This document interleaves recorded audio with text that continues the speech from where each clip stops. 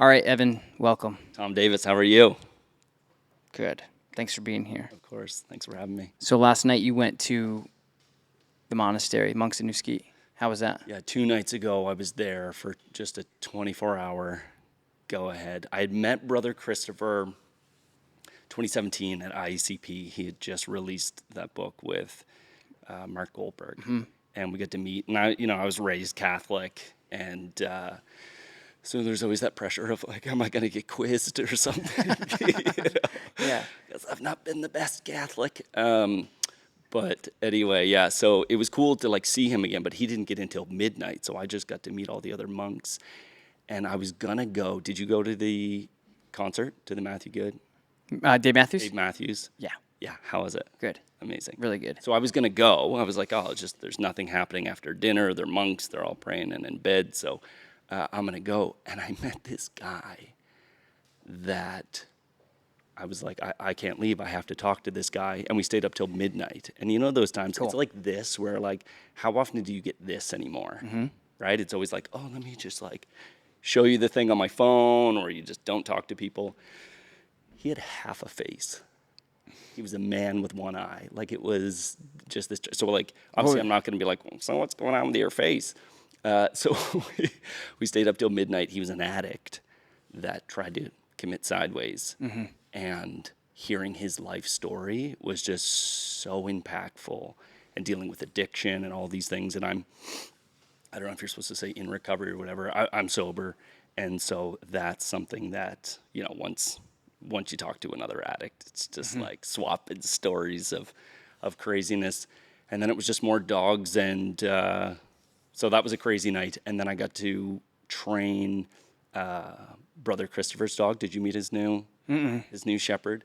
They are the sweetest, least neurotic, most playful shepherds I've ever met. I only met 3 of them, but the 2 that are in breeding right now were just the goofiest, silliest, like what you want from a shepherd, unless you want something that's gonna bite people. But these dogs, they're not biting anybody. Like they're just the sweetest dogs. And one of the trainers there was like, I just can't get Uran is his name, to play. And I was like, challenge accepted, Yeah. And so I just start doing all this little bobbing and weaving and stuff. And the dog was just like, what? I just start moving and getting into it. I had a blast. Super fun dogs. Amazing place. If anybody wants an overnight, you can stay overnight. And just peaceful, no cell phone reception. Yeah. On the mountain, amazing hiking, and the best cheesecake. Did you try the cheesecake? Yeah, they sell it in stores here. Yeah, that's good. Dude. So for people who are listening and watching, the context is there's a monastery called the Monks of New Ski, and it's about, from here, it's probably like an hour and a half-ish, I would say. It's closer to my house north, and they do they do a lot of things, but at the monastery, so they're like traditional monks, and they train and breed German Shepherds. Yeah. They also offer just regular training, I think. Yeah, they do board and train. So they had a Presa Canario there that was 9 months old. And I was like, how you doing? How is he? And they're like, he's really nice, really friendly. And they had a GSP and a lab and Cool. a shepherd. It was a whole diverse crew. Yeah, good. Yeah. Good. But and then the They women just do basic training, though. They Yeah. just do 6 commands. I don't think they do behavior mod. It's just... Yeah, they send a lot of referrals to us, which is nice. And so I did a podcast with Brother Christopher many moons ago at the monastery. So that was my context of knowing him and knowing what the monastery is. Where did you do it? Like where? Like So where did you there's sit down? there's a their training Yeah. building. Yeah. In one of the rooms. I think like right outside. We did it outside. nice. Yeah, it was a very peaceful, calming experience. Yeah, you arrive on the mountain and you're just like...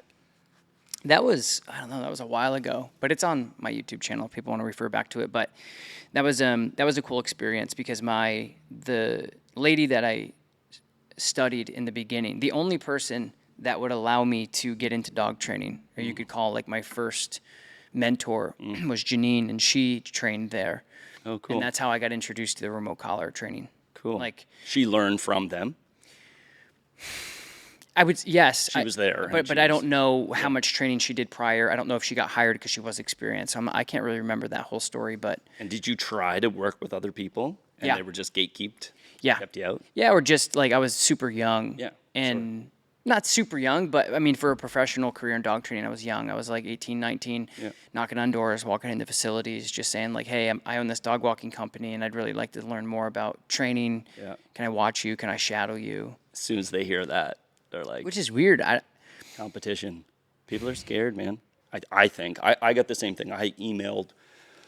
Once I knew that I was like, this is what I want to do, I emailed so many people and just never heard back. Yeah. And then I just paid for the rest, basically. That's how it worked out. Yeah, I tell people that all the time. They say, how do you get into dog training, Tom? Like, what's the first door into dog training? And I say, well, first of all, understanding that dog training is a huge umbrella. Mm-hmm. There's so many different layers to it and levels to it. So there's obedience, there's behavior training, there's therapy dog training, there's service dog training, there's, I mean, the list goes on. There's the Hollywood training, the acting training, the trick training, the frisbee dog training, the gun dogs, tracking. yeah, Schutzen, or now it's IG3, IGP.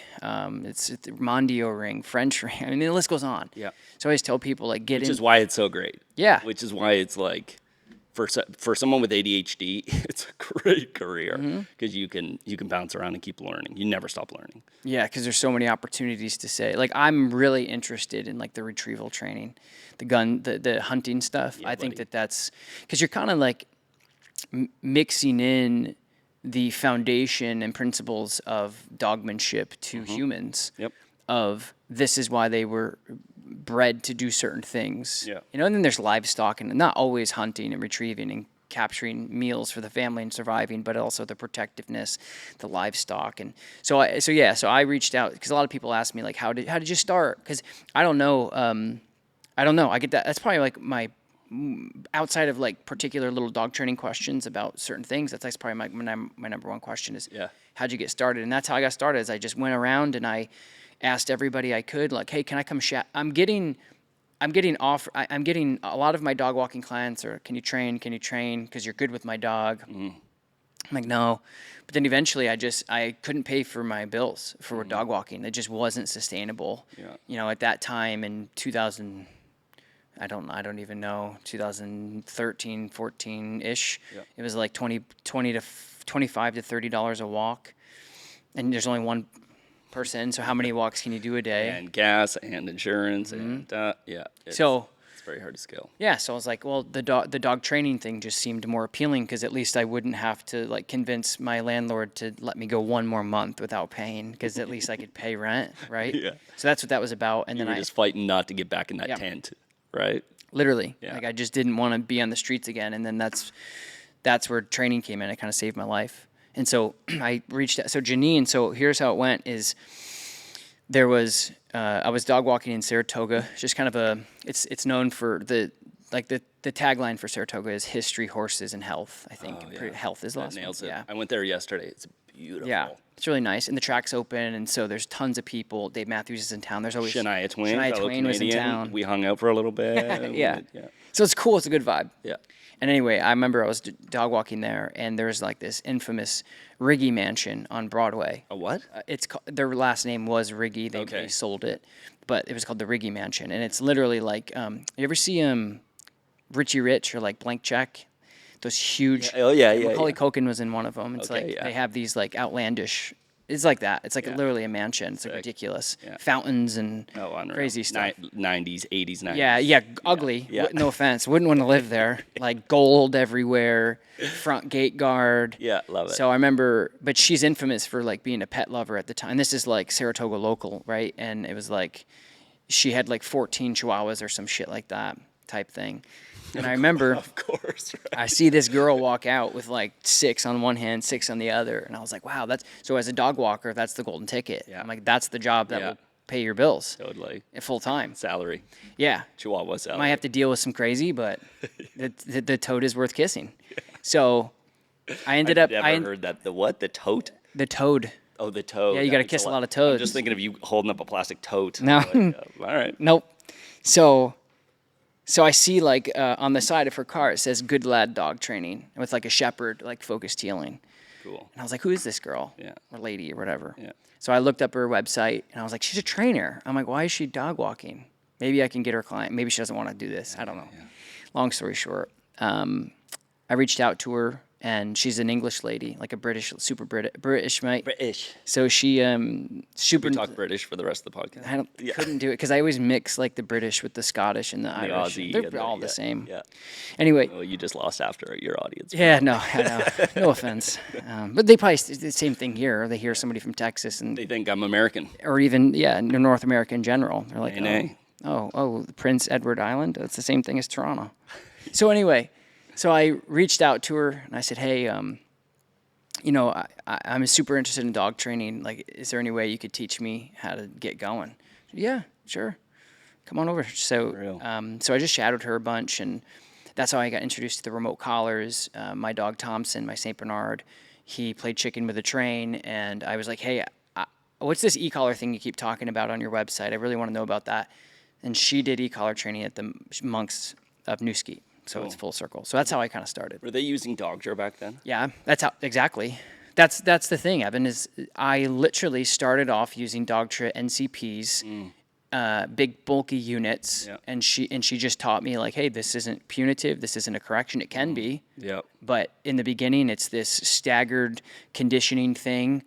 And when Thompson runs away or plays chicken with the train again, now you can correct him instead of just almost getting murdered. He understands what it means at that Yeah. point. See, I had the worst start into e-collar training because it was all punitive. Because it was like, can I throw certain brands in? Sure. Yeah. So it was So like you're doing it. I'm not. Yeah, yeah. It's on you. Well, I'm not looking for a sponsorship from Sport Dog. So like it was Sport Dog, so like 16 levels, right? And the problem is, for anybody who's thinking about getting into e-collar training, if your dog can't feel 5 and 6 is a full-blown correction or punishment, you're screwed. On a sport dog. Yeah. Yeah. You know, like. So what is in that on a certain dog situ- tra? Like 20? Well, let's just say, okay, do you know the answer to this? Have you ever asked anybody there, why 127? Why are there 127 levels instead of 100? No, but my clients ask me all the time. And I go, why does it say 120 on your dash? Yeah. I don't know. We need to find that out. 127. It's very the most peculiar, yeah. random, but in a way I love it. You know. So yeah, it was like I started off in the gun dog world, kind of, and so do we want to go back to the beginning or? Do whatever you want. Yeah, do whatever I want. That's why it's a podcast and not an interview. And Yeah. I said that one time to a rescue group. I was like, I was helping a rescue, and I was like, all right, ladies and gentlemen, close off, cameras on. Let's have a good time. They didn't. The directors of the rescue didn't like that. Anyway, but that's who I am. So, not a nudist, I just silly. And so, my whole thing was initially, I got a dog during university, perfect time to adopt a dog, and Uni. And See, Australia, yeah, Canada, UK all say university. We say Okay. college. right. So it's funny. Yeah. College is different for us. College is like if you want a trade, you would go to college. And so anyway, I got this dog named Rush. He's now the logo. God love him. God rest his soul. And I was in over my head, right? Like resource guarding, containment phobia, separation anxiety, reactive. A lovely, amazing dog. This like pit bull boxer lab mix, brindle, just most handsome dog.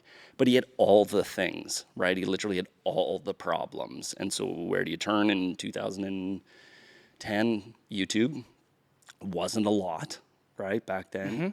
And 2011, I guess. So like YouTube's still pretty new. And who's on National Geographic but Caesar? So now I'm like watching everything that Caesar's doing, and like he's, and it's the most amazing thing because it's like in one scene, in one clip, the dog's doing this, and then magically the next clip, dog's fine. So you're like, there has to be this magic recipe. So long story short, I got fully obsessed with dogs. I've always been obsessed with dogs. My last name's Doggett. Like it's been since the beginning. My plan was always RCMP Canine Unit. My dad was a Mountie, which are like Horse? the red surge police guys, the handsome guys that have to have a mustache and ride horses and chase bad guys. Is that like, is that from a French, like, background? History of it? Yeah. I think the history of it is they didn't have cars, so they rode horses. What's the mustache? It's just a look. It's a vibe. Sex vibe. appeal, you know, Yeah. all those things. Cool. And so my dad was a Mountie, and so I saw my first canine unit at 8. I'm jumping around. But at 8, I saw my first canine unit, and I was like, that. Horses, guns, chasing bad guys, and dogs. This is it. And then around 15, 16, I discovered drugs and rock and roll, and now those things don't mix, being a cop and those things. And so I traveled the world, did that, had street dogs, and then in university, my parents called me one day. I was living in Bogota, Colombia, and they were like, Evan, congratulations, you got into St. FX University, which is like a small university close to where I grew up. Mm-hmm. And they all went there. And I said, that's like really weird because I didn't apply to university. And they said, we applied for you. It's like a movie. Yeah, my whole life has been a movie, man. It's crazy. This could be a 45-hour podcast. And so... Good luck, Adam. Good luck. Yeah, fun editing that one, big guy. And so I'm in Colombia. I had this dog. He got taken, long story. Get back, do 2 years of university, do an exchange, come back, and I was like, I knew I had a problem with drugs and alcohol. Like, you know, I'm functioning, it's all good, but I'm like 23. Everyone at 22, I guess, has a problem with drugs and alcohol. They just, you know, aren't mature enough to admit it. And I was like, I know what's gonna help me, what's gonna save me is I'm gonna get a dog, and then I can't go party. It's very easy to go party with a dog at university. It's actually a reason to, you know, be everyone's best friend. But so I adopted this dog named Rush from the SPCA, and my journey began. And so I got back, but like I paid for most of university, and so I was dairy farming in the morning, like at 4 a.m. kind of thing, going to school, and then walking packs of dogs for a daycare, a local dog, like doggy daycare, working at the daycare, and then at the local drugstore as well, all while trying to go to school. And then eventually all those faded out into dogs, and I got rid of the dairy farming because getting up at 4 a.m. is like, who wants to do that? And I replaced it with working at a groomer's. So during university, I was at this groomer's, and this lady comes in, and I'm so grateful for her. And she's, because she came in, she's like, Cesar Milan's coming to Halifax, you know, big announcement. She's like, I'm gonna be the ambassador, Cesar. And so just That's dude, that's so funny. That's like, that reminds me, sorry to interrupt, but I just have to say, like, I'm so glad that people have fans like that and stuff, but it's just laughable and like, yeah, it's so. Well, Tom just pointed to his shirt. Yeah, for those of you listening, that says his new shirt that says, what's it say? Community over cult. So it's like, it's just funny how Yeah. certain people can be polarizing enough to be. Totally. Because what you just sounded like was like, oh, she was a cult member. Yeah. I didn't want to call her full-blown crazy, but here it goes. This lady was nuts, okay? But I'm very grateful that she showed up. yeah, no, it's cool. And she wasn't cool. just Caesar nuts, like Okay. whoa. And so she comes in, Caesar's coming to town. And so, you know, I had watched everything, right? And so I go to Caesar's live presentation, which it's an arena event, right? Which is kind of crazy. So they bring dogs onto the stage, and which is like a super weird dynamic. Imagine putting a dog on a stage in an arena. Like, I'm just literally thinking about this now, like how stressful that would be. Of course, the dog's got to be perfectly behaved and not display any of the behaviors, which is why I love online coaching almost more than in-person training, because it's that. I mean, you do it all the time with your podcast, and you know, I'm sure you do lots that you don't share. It's like you got to be detective, you know. Yeah. And I love that side of the job, is like asking the questions to see what they're doing, what they're not doing. You must enjoy it. I do. Yeah. Yeah, it's exactly. It's like you play investigator. Yeah. So it's kind of that cop role again, right? Yeah. They don't get to see the mustache if I don't turn on the camera, but they know, right? They know it's there. They know it's there. So, I go to Caesar, long story short, I'm going to say that a million times. Long story short, I go to Caesar Milan's week-long event, and then I'm hooked. I had this moment with him. Everyone was going to walk dogs in the morning. It was like the pack walk with Sherry Lucas and Brian Agnew. And then Caesar was hanging out, and I was walking dogs to pay for the trip. So I was like, I'll hang out and play fetch with my dog. Who comes walking down the hill but Caesar with 45 dogs, a parrot, and a donkey. And I speak Spanish because I lived in Colombia and Spain and Argentina. And so he comes down the hill, and I was like, Don in Spanish means boss. Don Caesar. So it's like, Don Caesar, ¿cómo estás? And it's just like that moment. If someone comes up to you and is like, Tom Davis, what's up, dude? You know, sometimes it's a little catch you off guard. Yeah. And so I caught him off guard, and he's like, I'm going to feed the llamas. And I was like, oh, great, I'll come along. And we're feeding the llamas, and I was like, can you teach me something? And he's like, what do you want to know? Very direct Mexican guy. And I was like, oh, anything. I'm just very green to all this, or just anything. And he's like, what do you want to know? Well, tell me about a mistake you've made in your personal life and your business life so that I don't have to make the same mistake. Mm-hmm. And he just goes, what I didn't know was he was meeting his son, his oldest son, for the first time. He hadn't seen him in 5 years. And so it was this because of the divorce and all the drama and whatever else was going on. And so he said, business-wise, never take someone for their word. Always sign a contract. I don't know it's public knowledge. He got screwed over being the dog whisperer. All the, you go into Canadian Tire or Walmart or whatever, and it's brush with his name on it. Cesar Millan, dog whisperer. He never got a cent, allegedly. You imagine? Yeah. You imagine Tom Davis. Yeah, I know. No bad dogs. So in Walmart. Yeah. Not a penny.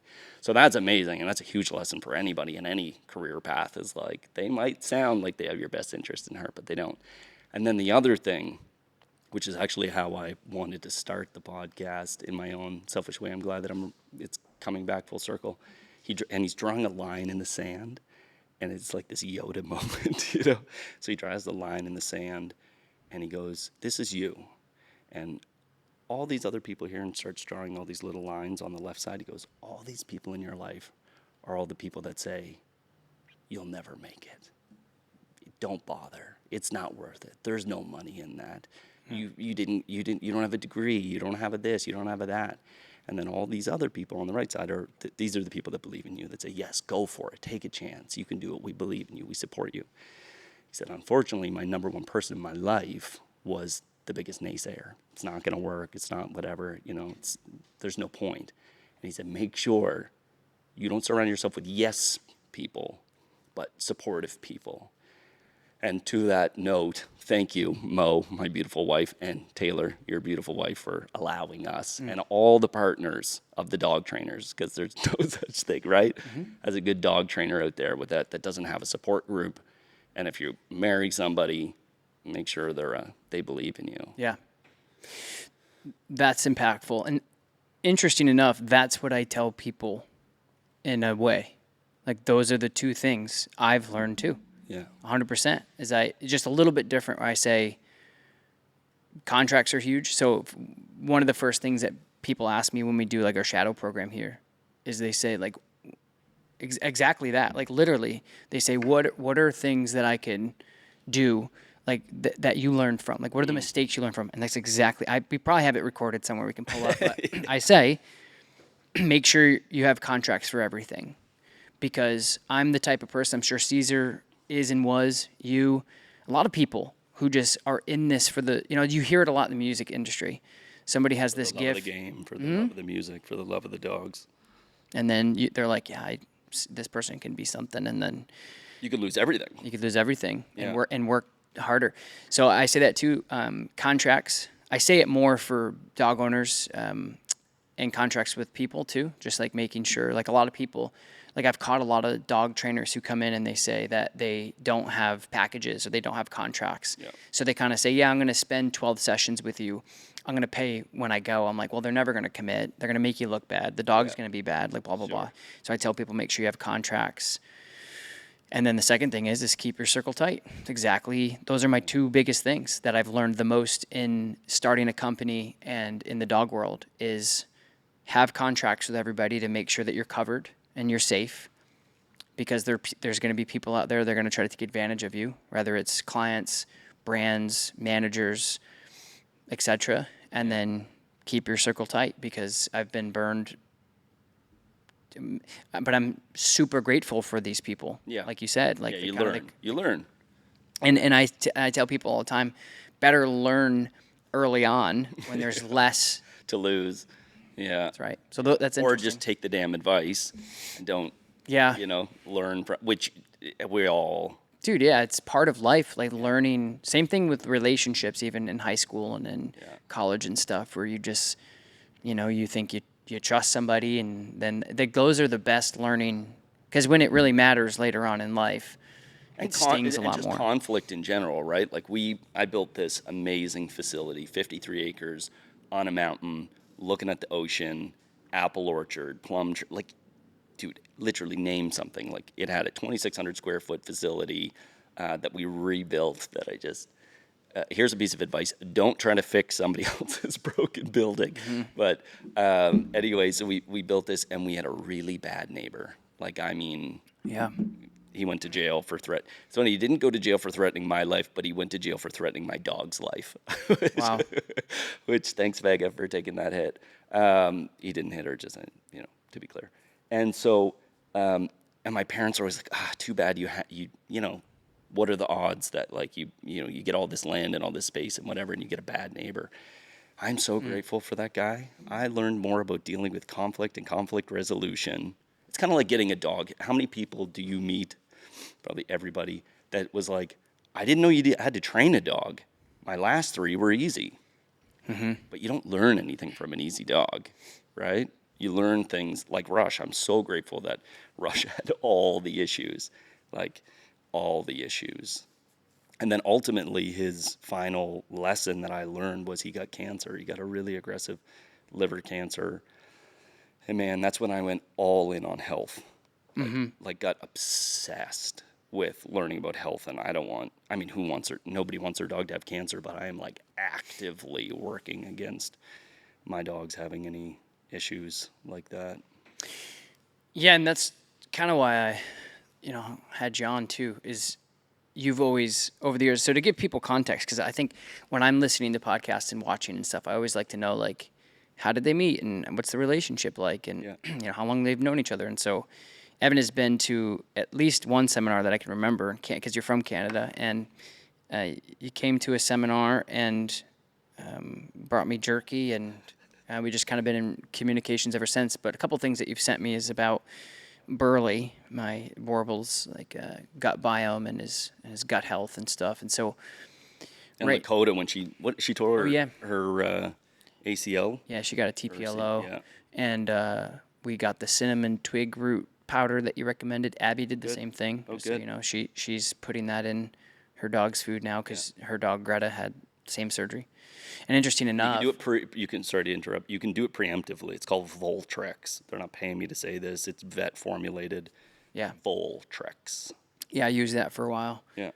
So, anyway, so that's why I was like, you know what, Evan's got some pretty cool information. So, right now, like, what have you learned? Like, what have you learned with your dog going through cancer? What are the things that you've learned the most that people can take away from and help their dogs out as well? I recently did another podcast, and it's interesting when I get pitched.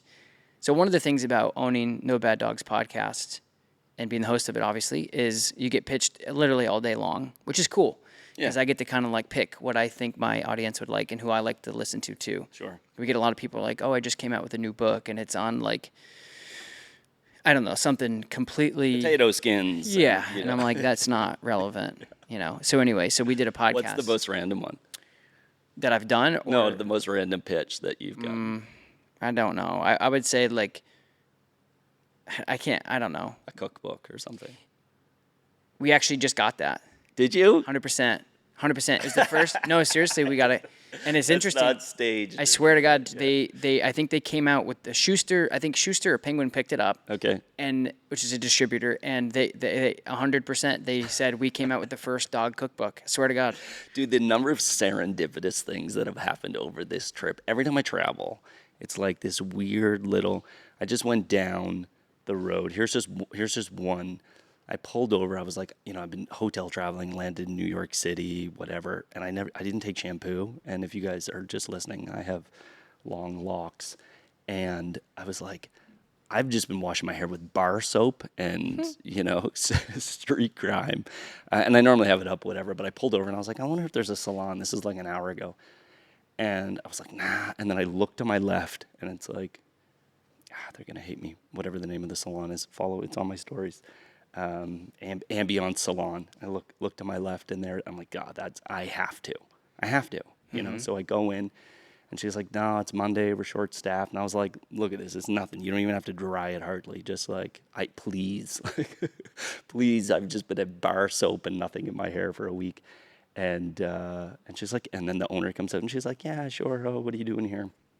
And it's like, oh, I'm going on Tom Davis' podcast. She's like, oh, that's great. We just got a dog. And we're getting a GPS fence, and she's like, we're getting a GPS fence. It's arriving today. It's like, oh, that's amazing. What's the company? Spot On. And I was like, oh, I'll be the guy training you. I'm the guy in the videos. Cool. So, yeah, wow. Just like the number of things. She gave me a blowout, and for the first time in a week, I get my beautiful hair. We've both gotten some interesting hair some hair. That's right. Grooming issues, not issues. Please tell this story. Okay, so Evan came in Saturday. Yeah. What's today? Monday. Yeah. I was gonna say yesterday, but yeah. So I'm going to Scotland tomorrow, and I'm going for a wedding. So it's non-dog related. So this is probably the first time I can think of that I've gone to another country that it's not for work. In a decade, probably. Yeah. Yeah, or ever. Ever, I think. Ever. But for me, that may sound like people might be like, "Oh, that's nice." It's not, because when I travel, I really like having something to do. I like having purpose. I can't just sit there. I don't drink. I don't like. You get squirrely. Yeah, I get squirrely. And what I mean is, a lot of people are like, let's just go to the bar and party. Yeah. Cool. I can go and drink club sodas for only so much of time, or maybe have a Guinness, but I'm not going to be hanging out all day at the pub, Anyway, because then I'll be ruined for the rest of the week. Totally. So, and that's how married men get in trouble. So, you come back and the kids are like, "Can you take care of the kids?" I'm like, "I can't even walk." Like, no, no thanks. So anyway, so I'm going to Scotland tomorrow, and my hair was super long and crazy, and I needed it because it's for a wedding, my cousin's wedding, and my first cousin's wedding. So we're pretty close, and he's getting married to a Scottish lady, and so it's at a castle. Scottish princess. Yeah. And so I needed a haircut, but my guy, who I harass, and shout out to Zach Ramsey at Fractal in Troy, New York, basically he's the type of guy that's booked for like 2 months in advance. And the reason why I got introduced to him is because somebody went to him. They're like, he's the you, except in the hair space. Like, he travels and he's on Team Wall and he does seminars, and he's like super legit. Yeah. And so, and he's great. And so, he's like, I don't know if I can get you in. And I'm like, and I understand. I'm like, in my head, I'm frustrated, but I'm like, dude, I'm an idiot for expecting him to just squeeze me in. Yeah. But sometimes, like when I do TV, I'm like, hey, I'm going here. Hey, I'm going here. And he's kind of expecting it. He expects it. Yeah. So anyway, he didn't get back to me, but one of my clients in my out-of-state programs, because I do a out-of-state program at my facility once a month, where that's the only time people can work with me outside of seminars in different countries. Once a month at my facility, it's called the 3-Day Transformation Program, and he was in it. And we were working on stuff, and he's like, and I was talking to somebody about it. I was one of your staff members. Yeah, I was like, I get a haircut, like I'm super raggedy, and like I'm in a wedding, which means I can't wear a hat to just, cause that's why I wear a hat a lot, is just because I don't want to do my hair. Yeah. And so the guy that was in my out of state was like, hey man, I'm like I can cut your hair. Like I'm a professional, Yeah. and I'm like, Which is the most sus thing to hear, right? It's everyone like, is, like everybody. I've Like, got scissors. I can. and it's like, did you go to jail? Like everybody, it's like I don't. Where did you? Yeah, because Where did you learn to cut hair? exactly, which is not a bad thing. I'm just saying, like Yeah. everyone seems to Yeah. know how to cut hair. So anyway, but then I ended up like looking him up. His name is Matt Beck, and he's got millions of followers, and he like worked for Paul Mitchell, and like anyway, really, really, really nice guy, and his dog came out really nice. And so anyway, Evan came in yesterday, and I was getting my hair cut in this podcast studio right over there in a chair, which has never happened. And Just to say hi. So my first impression of, not first impression because I met Tom enough, that I walk in is like private salon in his facility, and I was like, okay, well, I expect the same. I haven't washed my hair in a week, so hair and makeup. Yeah, hair and But it was a very serendipitous thing because I was like great. kind of tweaking about it. And the other interesting thing is my barber, when I was getting cut, had texted me like, hey, I can do you in an hour if you can come in. Yeah. And then I FaceTimed him, and he's a fan of Matt, who's cutting my hair, and they kind of talked like, They're talking shop Yeah. while we're standing there being like, I didn't understand just any of drip it those down words. here, drag it here, fly it here. The hook over on this side, hook and he's this. got a little spot on his head. This, and he's like, watch this, and then So anyway, that was pretty interesting. It was awesome. It was a great way to walk in on. Yeah. So, what have you learned? We were talking about health. What did you learn about gut health and how much that plays a role? Because I know I've talked about it before on the podcast. Like, I'm super into health and trying to learn more about what goes into my body and how it affects me. So, what have you learned about that? Well, thank you for mentioning. I'm on the old methylated vitamins now. Feeling way better. Yep. Big And deal. I didn't bring them with me because I was like, I don't know what the border's going to think, this unmarked bottle of pills. And I feel the difference. But you'll bring jerky. But I brought plenty of beef jerky. It's one of the questions I have. I have a Naughty list boy. of 10 questions to, I bought the jerky here. 10 questions to ask Tom Davis to get him to know him better. So I have those later. The scary and the absolutely terrifying thing about dog health is the stats are 1 in 2 will have cancer. Just let that sink in. So, what are you saying? 50%? 50% of dogs will get cancer, which is like, that's insane. Imagine if that was like the cancer rate for humans. Yeah, that'd be like 1 in 2. Like, it's me or you, bud. So, first of all, everyone, I'm not a vet. I'm not a doctor. I didn't study any of these things. Anything that I say is a suggestion that I would do for my own dogs or things that I'm doing for my own dogs. So, like, talk to your vet. But the scary thing, I've got plenty of clients that are vets, is they don't study nutrition and their behavior training is all clicker training, right? So it's like, to be careful what recommendations you take from anybody, really, myself included. Like, don't do your own research is the thing. And the most frustrating thing for a vet to hear, I do this every single time I walk in, as I go, I Googled it, so like, it's definitely this. I'm like, Evan, stop being cheeky. So that's those are the stats for dogs. So we all need to take this seriously. And what's the one thing that dogs do more, that we typically don't do as much as they're eating ultra-processed food. Most dogs are eating ultra-processed food. So it'd be like us, only eating takeout. You know what you feel like after a couple of days of takeout. You feel like absolute garbage. You're short with your family, you're cranky, you're tired, you're hungry, you're all those things. So you think of dogs like that are just eating kibble every day. Zero variety. No wonder they're begging at the table. Like, you imagine just eating a friggin' Nutri-Grain bar every day forever. Like, it would be brutal. And kibble turns into sugar. When it hits the belly, it turns into sugar. Pretty well all the information that I'm going to regurgitate is from Rodney Habib, Dr. Karen Becker, anyway, a bunch of holistic vets, basically. Not that Rodney Habib is a vet, but I'm trying to think. Dr. Judy Morgan is another great one to follow. Billinghurst, he's like the raw dog father or something like that. He like Billy? Ian Billinghurst or something. Oh, okay. His name is in Australia. He talks a lot about this stuff. Yeah, there's so many awesome people out there to follow. The vet that you had on was great as well. Anyway, so kibble turns into sugar. Sugar creates inflammation. End of story, really. So it's like, what can we do to combat inflammation? And so a huge thing is like natural fats, fish oil, coconut oil is another huge one, which coconut oil helps the microbiome and it helps get the fish, the omega-3s, the fatty acids into your brain. And so like that's where you don't want inflammation the most, right? You can't think, you're foggy.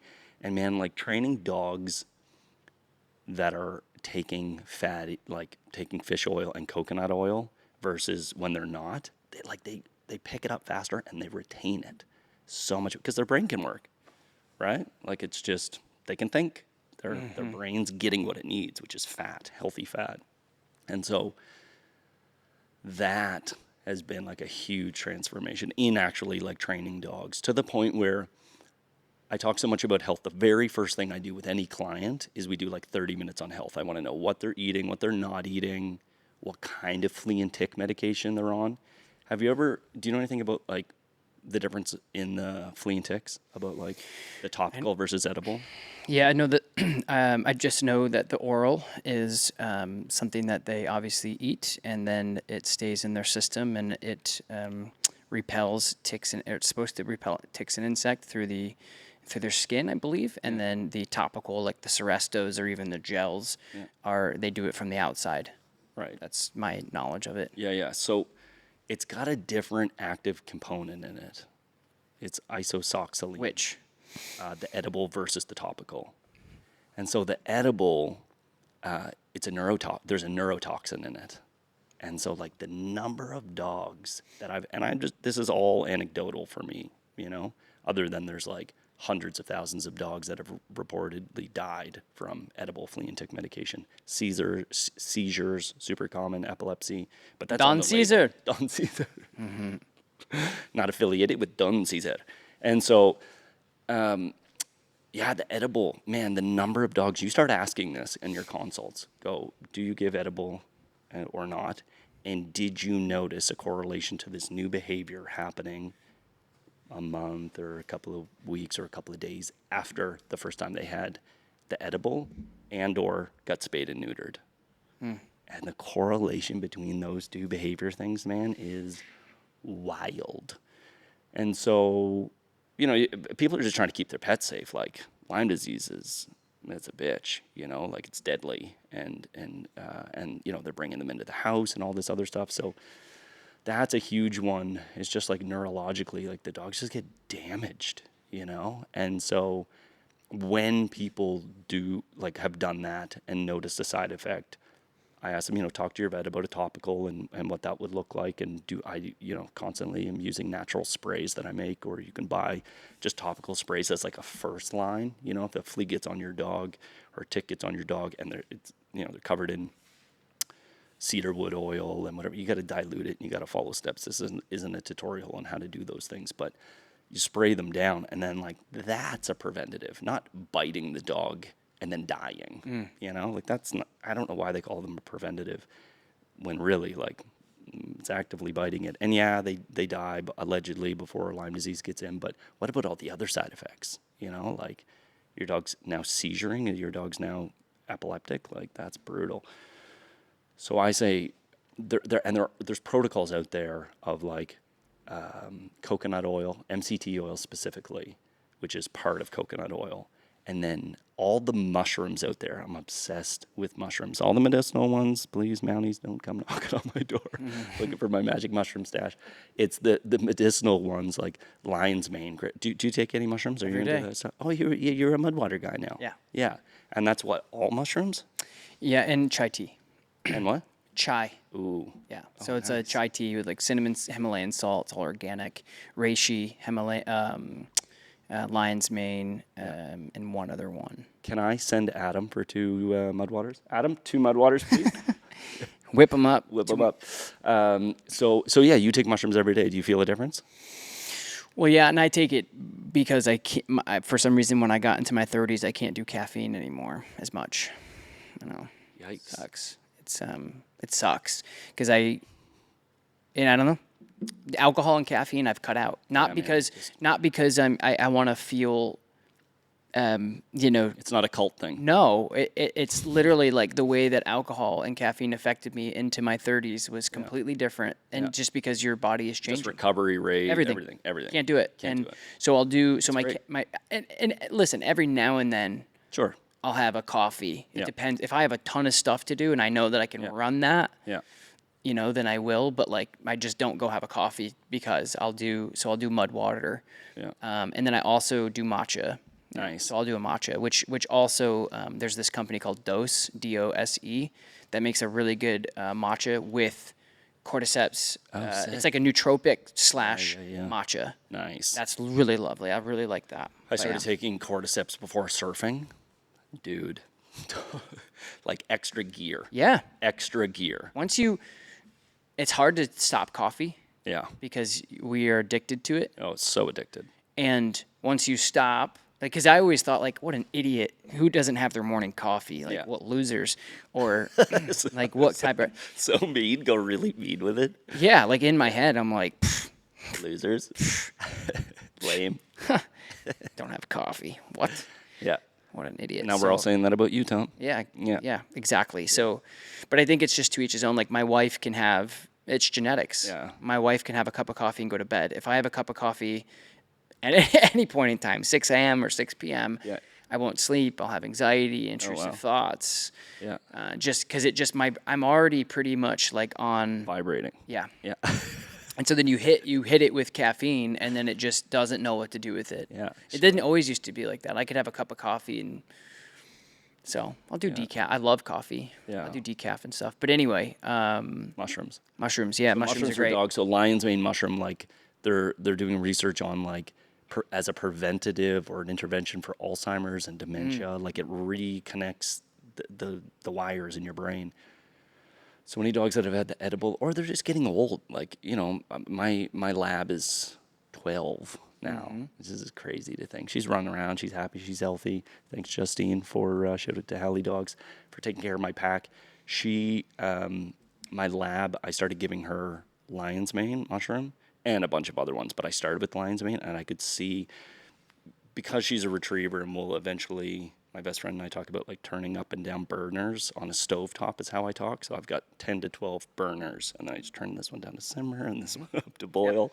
And so my lab, my hunting dog, she's on the a whole mushroom blend series, but just cognitively we would do marks, right? So like you throw out 3 bumpers or 5 bumpers or 10 bumpers as they get better, and they remember where they are. So you send them, let's say you send out three birds, 3 bumpers, and you send them in reverse order. So, the last one that thrown is the first one that they go, and then they have to remember where they are. And you can switch it up. You can do different things during training, but man, just like her mark, she was starting to slip, she's an old girl. And so, like noticeably different. And then with clients' dogs, like I love training dogs once they feel good. And the number of dogs that just don't feel good, like the most aggressive dogs I've ever worked with, I mean like mean. Like, I know your whole thing is no bad dogs, but like these were some pretty bad dogs. They were acting bad, but they were miserable. And every one of them, and I mean like dogs that like you didn't go near kind of thing, everyone but one had a rotten tooth. They all had dental issues. Have you ever had a tooth go abscessed? Dude. Very painful. Oh, I had it happen to me, and then the level of sympathy. I was trying everything. I was, all the things, and no relief. You imagine just living like that with like multiple rotten teeth, eating hard, drinking, hard candies all day. It'd be brutal. So once I started focusing on health first, the amount of before and after I could post was like non-existent. I don't have a ton of like exciting footage. I mean, I do, but the difference in the dogs, because I would just be like, let's just wait a month. Just do these things and wait a week or wait 2 weeks or wait a month, depending on what's going on with the dog. Get them checked out, get their blood pulled. And a huge one, you mentioned the word microbiome, which is like gut health, right? What do you do for your gut health besides Personally, the mushrooms? Yeah. I do a probiotic at night. Okay. So Symbiotica. Why at night? It just says to. Oh, okay. It says at night, preferably at night. So Probably because you're fasted or something, yeah. right? So it doesn't have like because I eat a lot all day, and so it doesn't. So anyway, probiotic. I take AG1 in the morning. Yeah. So that has a lot of probiotic health in it too for your gut and all that fun stuff. So those are the two things that I do. And then other than that, The mud water and whatever. yeah, mud water, but Fresh just food. yeah, exactly. So I just try to eat as much unprocessed food. Do you? A couple of years ago, you were posting pictures of your food. Do you still have someone cooking for you? No, not right now, unfortunately. So This is a call out for anybody that likes to cook in the area, that likes to work for free and yeah, for free. loves Borables and Dutch Shepherds. Yes. Come on by. So microbiome is the other thing that there's a company called Animal Biome, animalbiome.com, or Doggy Biome. That's the other thing you can Google. And you send in a fecal sample. You send in a little piece of poop. They get a whole kit, comes with gloves, and you send in a little sample, and then they'll give you a breakdown of what's in your dog's gut and what's missing. So it's just all these like levels. They do a free call. It's like a 15 or 30-minute free call. And the thing that I would tell everybody is like, everyone just looks at the report and they'll go, it's all green, it's all good, but like, do the free call with them. It's free because I'm gonna do that. it's I'm gonna do it for Burley. do it for both. Do it for both because you'll know then. Then you won't guess. Yeah. Because we can give probiotics and we can give. I think it's why so many people switch to raw. They hear you or me talk about raw, how amazing raw is, and get off the kibble and whatever. And they go to raw and then the dog has massive diarrhea, just like explosive diarrhea. And they go, yep. Yeah. That's it. Not doing that again. Yeah. Right? Cleaning diarrhea off the dog and out of the crate. Now, if you're, Persian, I wasn't farting, I swear to God. I Good. wasn't. You can fart. Speaking of gut health. Yeah, gut health, and there it is again. So, perfect. And so, you're scarred at that point, right? You're not gonna raw. My vet was right. Raw food is terrible, and my dog had explosive diarrhea. There was too much fusobacterium in the dog's gut, or not enough, and they can't handle. Oftentimes, it's not enough, and that's the bacteria that breaks down protein. So I had a little pit bull. I've got 4 dogs. I've got my old lab, a Pity Rescue, a Cairn Terrier Rescue, who's the newest addition, and a German Shepherd Rescue. And so quite the diverse pack. And my lab has never had. She ate kibble for the first couple of years and raw and fresh, but mostly kibble. She had antibiotics a couple of times, but never had like the edible flea and tick, and didn't have lots of stuff. And living out on 53 acres, all organic, no spraying, no nothing, never cleaned with Javex, like all things that would destroy your dog's gut health. Her gut was so far off. I did a consult with Rodney, and he's like, dude, I haven't seen a gut this bad in a long time. It just happens, right? Like, whether it's environmental stuff or food stuff, where you're not getting the right amount of fresh food in your diet, because she was eating a lot of kibble back then too. And what a difference. Happier, more joyful, slept better, just all those things. So, yeah, you can do a test, and it's like $125, I think is the test, American. And then they can sell you. You're looking it up right now. I'm gonna look it up. Yeah, and then they'll tell you what your dog needs, and it might need more. It might need like a prebiotic, probiotic, FOS sacrobularidae is a big. I take it. It's like from, I forget what it's from, wheat, or it's some sort of probiotic like that. Anyway, that's great. And then they can do an FMT, so a fecal transplant. And so it's a pill, and it's in a special capsule, and you can give that pill for however long they say. And then I do it intermittently. So I get my stuff from Legacy Biome, shout out Legacy, or you can get it from Animal Biome. And then, there's different reasons for that, but that's for a different podcast as to which company. But these are the only people doing the test, and Yeah, unbelievable. Here's what I found. So I just put it in the chat. So Animal Biome Gut Health Test says what it does is it analyzes the bacteria diversity and composition in your dog's microbiome. The results shows which bacteria are missing or overgrown and provides recommendation. and then it gives you a tailored phone call per what you said.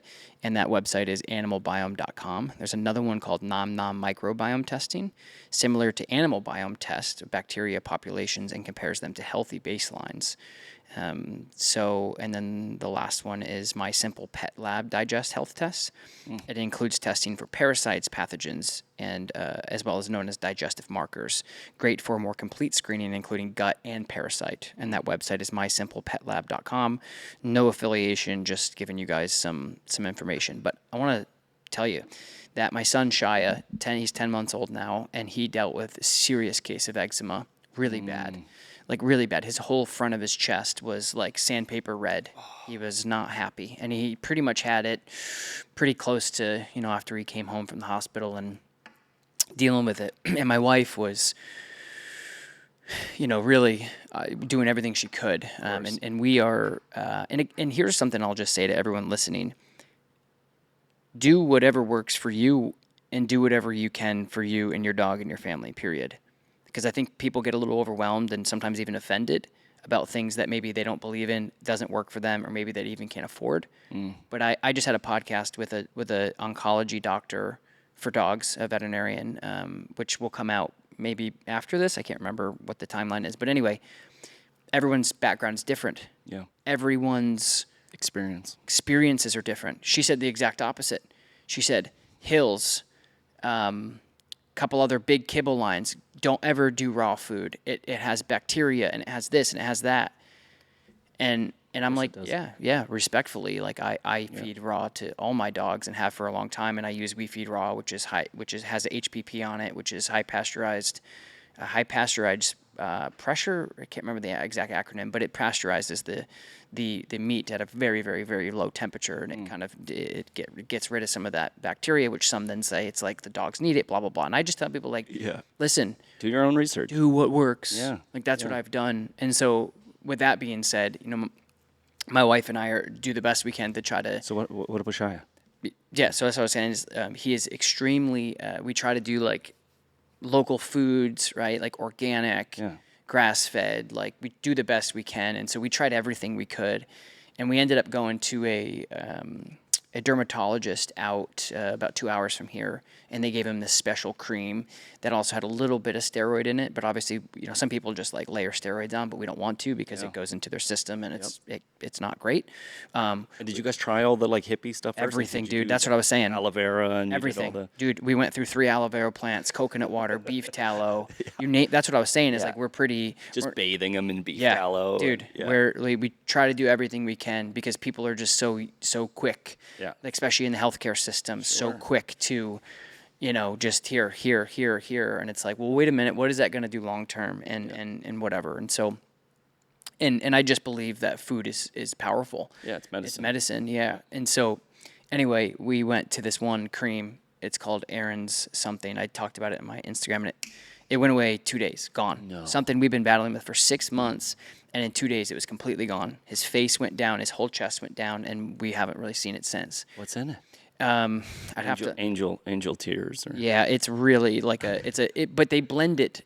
They blend it in a lab, in a dermatologist lab, specifically for him. Oh. But what I was gonna say is they did a gut biome test, which is exactly what you're talking about. Yep. Send in a stool sample or a swab, I can't remember, but you send it in and they tell you everything. And they said his gut at 6 months was acting as if it was a 4-month-old human. Okay. And so his gut wasn't behind. His gut wasn't processing these bacterias and different things that is causing his eczema to. Because then the number one sign for that to happen was eczema. And so interesting, we went from the inside out. Yeah. Right? So we're trying to figure out the trigger, just like we do in dog training. Yep. Like your dog comes in and they're super reactive. Instead of just saying, I'm going to stop your dog from barking, whether it's through avoidance or whether it's through suppression or whatever, I try to, I'm sure you do, try to figure out like what's the cause of this, because then that way it's going to be sustainable. Yeah. And so it's just interesting that you're going through this whole process, and that's exactly what we do with my son. And he's just sensitive, and we still don't know. Like we know certain fruits will flare him up or certain things, and we still don't know, but it was life-changing to just continue to don't take no for an answer. We went to the allergist, and she's like, all right, we're going to test him for all these different allergies. And she's like, but honestly, it's a 50% rate it's going to be accurate. I'm like, what are we doing? Yeah. You know, they're like, oh yeah, he's allergic to cheese, meat, and like vegetables, some shit like that. Yeah. But she's like, but also 50% chance he's not. So I'm like, what are we doing? Great. So we went through this whole thing, and I'm going through that. There's a 50% chance I'm going to pay you on the way out. I know. And she was great about it. She's like, if you can find something else that will work. So I'm going Imagine people came in here and you're like, yeah, 50% chance. Well, and we kind of do, honestly. We say, like, I will tell you why your dog is doing these things and show you how to be successful. But if you don't go home and do it, your success rate is not 50%. No. Stop. So we went through the same thing with Burley with his gut. skin. Yeah, with the skin. And his gut. gut. And I just talked to a lovely dermatologist, which I like, not was begging, but I was like, please come on my podcast. And she respectfully declined. Yeah. Not everybody likes to be in front of this much attention, which yeah. she could really. But if anybody's listening that's a dermatologist for pets, hit me up. I'd love to have you on. But she was just telling me that basically, she's like, it could be food. It could be environmental. Yep. There's a couple different ways we can test this. It's likely it's environmental, but it also could be food. Yeah. And so I'm not, like, if he had to go on kibble, I'd put him on kibble if I had to. Yeah. I'd rather not, yeah. But, I mean, kibble, like, it's, raw food's expensive, right? Especially pre-made raw food. It can be very expensive. And there's ones out there, like the lady at the salon we were talking, I was like, listen, I'm just going to give you 2 pieces of advice because we were talking about, she just got this new dog from Puerto Rico and they all have gut health issues. Everybody's got gut health issues. Yeah. It's just the world we live in right now. And, they live in a very fancy area, I'm sure, based on the description of her property, which means like a lot of like pesticides and spraying and all that stuff. And I was like, and this is, honestly, this has been this product, dude, has been an app, like you will stock it once you see the results. Not sponsored. The company's called Bark and Whiskers. The product is called Glandular Support. What's in Glandular Support? There's a male version and a female version. It's all the things that your dog never gets, like brain, eyeballs, tails, ears. No, like organs. It's all organs and glands. And a big one, what do we remove when we spay and neuter? So ovaries for the females and testes for the boys. And so their bodies are like I mean, again, I'm not a doctor, and I identify as a as a shit. You identify as a fart? Is that right? A big fart. My mother would say that, you little fart. Hey, she's Scottish? What? Was she Scottish? Well, the East Coast, we all kind of talk like pirates. If I had a couple of drinks right now, you'd be like, this guy's 50% pirate. From the UK. Yeah. What's the company called again? Bark and Whiskers. Okay, I'm going to write that down. I'm going to put all this, everything Evan and I talk about, I'll put in the description notes. I just want to make sure I keep on track of it. Yeah. Because I always in my head, I'm like, I'm going to write these down so people can find them, and then I never do. Yeah. Anyway, Bark and Whiskers. Yeah, Bark and Whiskers. Oh, yeah. Women, I was going to say I identify as a he, him. I'm not a woman, but I've been told by women that when they got a hysterectomy, they went on estrogen supplements to help balance them out. Their body was pulling for it, needing it, and so they did that. And so the side effects that I've seen, all reactive dogs, all aggressive dogs, all dogs, period, that have been spayed and neutered, and you can also give it to intact dogs. My lab is intact, my shepherd is intact, my other 2 dogs are spayed and neutered. My little pitty, dude, I wouldn't take her to a dog park if she gets off of this supplement. She gets all agitated and fiery, and she's a little street pit bull from Costa Rica. She's spicy and just chilled out. And it's just powder. You put it on their food. What is it? It's 15 or 16 organs and glands. So, like, there's powdered ovaries in the female stuff. Oh, wow. And there's powdered testes in the male stuff. But there's also brain and eyeballs and whatever the ingredient list says. But there's a bunch of things. Liver. Is this supplements? It's a supplement. It's Okay. a powder. But start giving it to Lakota. Is Lakota spayed? Cheers. Yeah. Yeah. We were talking about Burley the other day. So I'll just is it this one, the organic? Is it that company? Bark and Whiskers. I don't know. Yeah, I put it in complete probiotic fermented mushroom blend superfood type. No, there's no mushrooms in it. Okay, because it says it has two options: organic joint health powder. No. So Bark and Whiskers is a company that used to be Dr. Mercola, and until during COVID, he started going off and talking some crazy stuff about COVID. And so they created a new company called Bark and Whiskers. Glandular.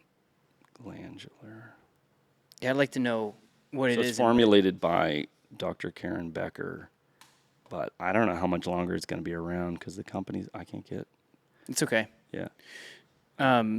So, interesting enough, I also was talking to the same vet. And again, I love talking to diverse people. Agree to disagree. Totally. I think that that's awesome. You don't just throw them out. No, Oh. I look for that. I'm like, I want you, because there might be some people out there that, agree with that person. And I want people to feel try to like help as many people as we can. 100%. Like I'm not in it. I'm not doing this podcast to be right about something. I'm doing it to learn. Yeah. Like, but that same person said, never supplement ever. You should never supplement. Dogs have enough. And I was like, that's interesting. And some doctors will say the same. It's funny. She is. I've got. That's what I'm saying. Right. Yeah. Okay. I've got a couple of clients that are doctors, and they're like, why is he doing this or why is he doing that? And I'm like, well, did you look at the ingredients, kind of thing? Like, I'm sure you probably ask your clients, like, if they're drinking 4 liters of Pepsi and eat McDonald's every day, and they go, you know what? Never came up. Diet didn't come up. Come up. So with Burley, like, I remember you've sent me some stuff about his gut health and stuff. So right now he's dealing with, talking to the dermatologist, he's dealing with, like, what they would call a seasonal allergy to. Yeah, it's a seasonal allergy, but then what happens is Which is a thing. He starts scratching himself, and then it opens up, and it turns into dermatitis, I think is what it's called. And I don't know, but anyway, she said when it flares up again, or right before you think it's flaring up again, you see a couple spots, we can do a shot, and the shot could be a suppression though to a lot of his Immune suppressant. yeah. So then it's like, and you don't want to do Steroid, antibiotic, and then you don't want to do this. So it's like, it's been in a year trying to figure out what's going on with his gut to make him, because he has all these like little. Do you guys spray your lawn? We have, but it's like quarterly, so once, but yes, the answer is yes. Yeah. I would get rid of that as the first thing. The thing that we don't think about a lot, like topically, I mean, I think a lot of things happen inside out, right? Like your son, right? Gut to skin. It's just pushing its way out. And then with our dogs, on top of that, they're rolling around in the grass and then licking themselves. They're laying on the floor that we just, mopped with whatever. They're exposed to so much, and your skin is the biggest organ on your body. Yeah, especially if they're not a Malamute or something, right? Where Burley is basically bald all over. Yeah. Super short hair. But we noticed even, dude, like it's like been birthday season for the kids. So like they've gone to a birthday party every weekend this summer, and you get like, I'm sure parents out there can relate. Here's Shy's birthday gift. Okay, thanks. It's Banks' birthday. And Thank you. No. Go ahead. Oh, open it. Okay, cool. Thanks. You said because I told you before, thank you, and I said, just wait. Just wait. Oh, sweet. Yeah, let's bring these on the flight tomorrow to Scotland. This is like a malicious gift for parents, for people who are listening. It's a harmonica. Yeah. And some noise. Thank you. Yeah. You must not have kids, Evan. I've got 2. Can I do an Uno like reverse? What's fun about the harmonicas with kids is, although it is super annoying, at least it's in key. Yeah. Right? Versus. So instead of maybe screaming on the flight because they want to get off, I'll just give them some of those. Just do a sing along. Just be like, everybody. They just start. The wheels on. Yeah. So they start screaming, and I start ripping the hand clapper just to let everybody know we're on the flight. Hey, we're here. But one thing I was just going to say, too, that I found interesting is, like when we go to these different birthday parties for our own kids, and we just got to this point where we shop at places that don't, and again, I said this one time. I was like, I don't want to sound like A pretentious on a, asshole. yeah, or like on a horse, but it's like, dude, why you care about what goes into your kid's body? That's not that. Yeah. Why is that? Why is that bad? It's not. It just I feel bad sometimes because I feel like 90% of people who are out there don't know about this stuff, and I'm not trying to shame them. I'm just trying to tell them my experience. So anyway, maybe I'm self-conscious or about they're it. like, hey, I'm a single mom with 3 kids. Mm. I don't have the cash to fork out for this raw food and whatever for my dog. Yeah. Or do a $125 microbiome test. So to those, warrior moms out there, I always say something. I'll say to my wife, like, you're a super mom. And she's like, that's very condescending.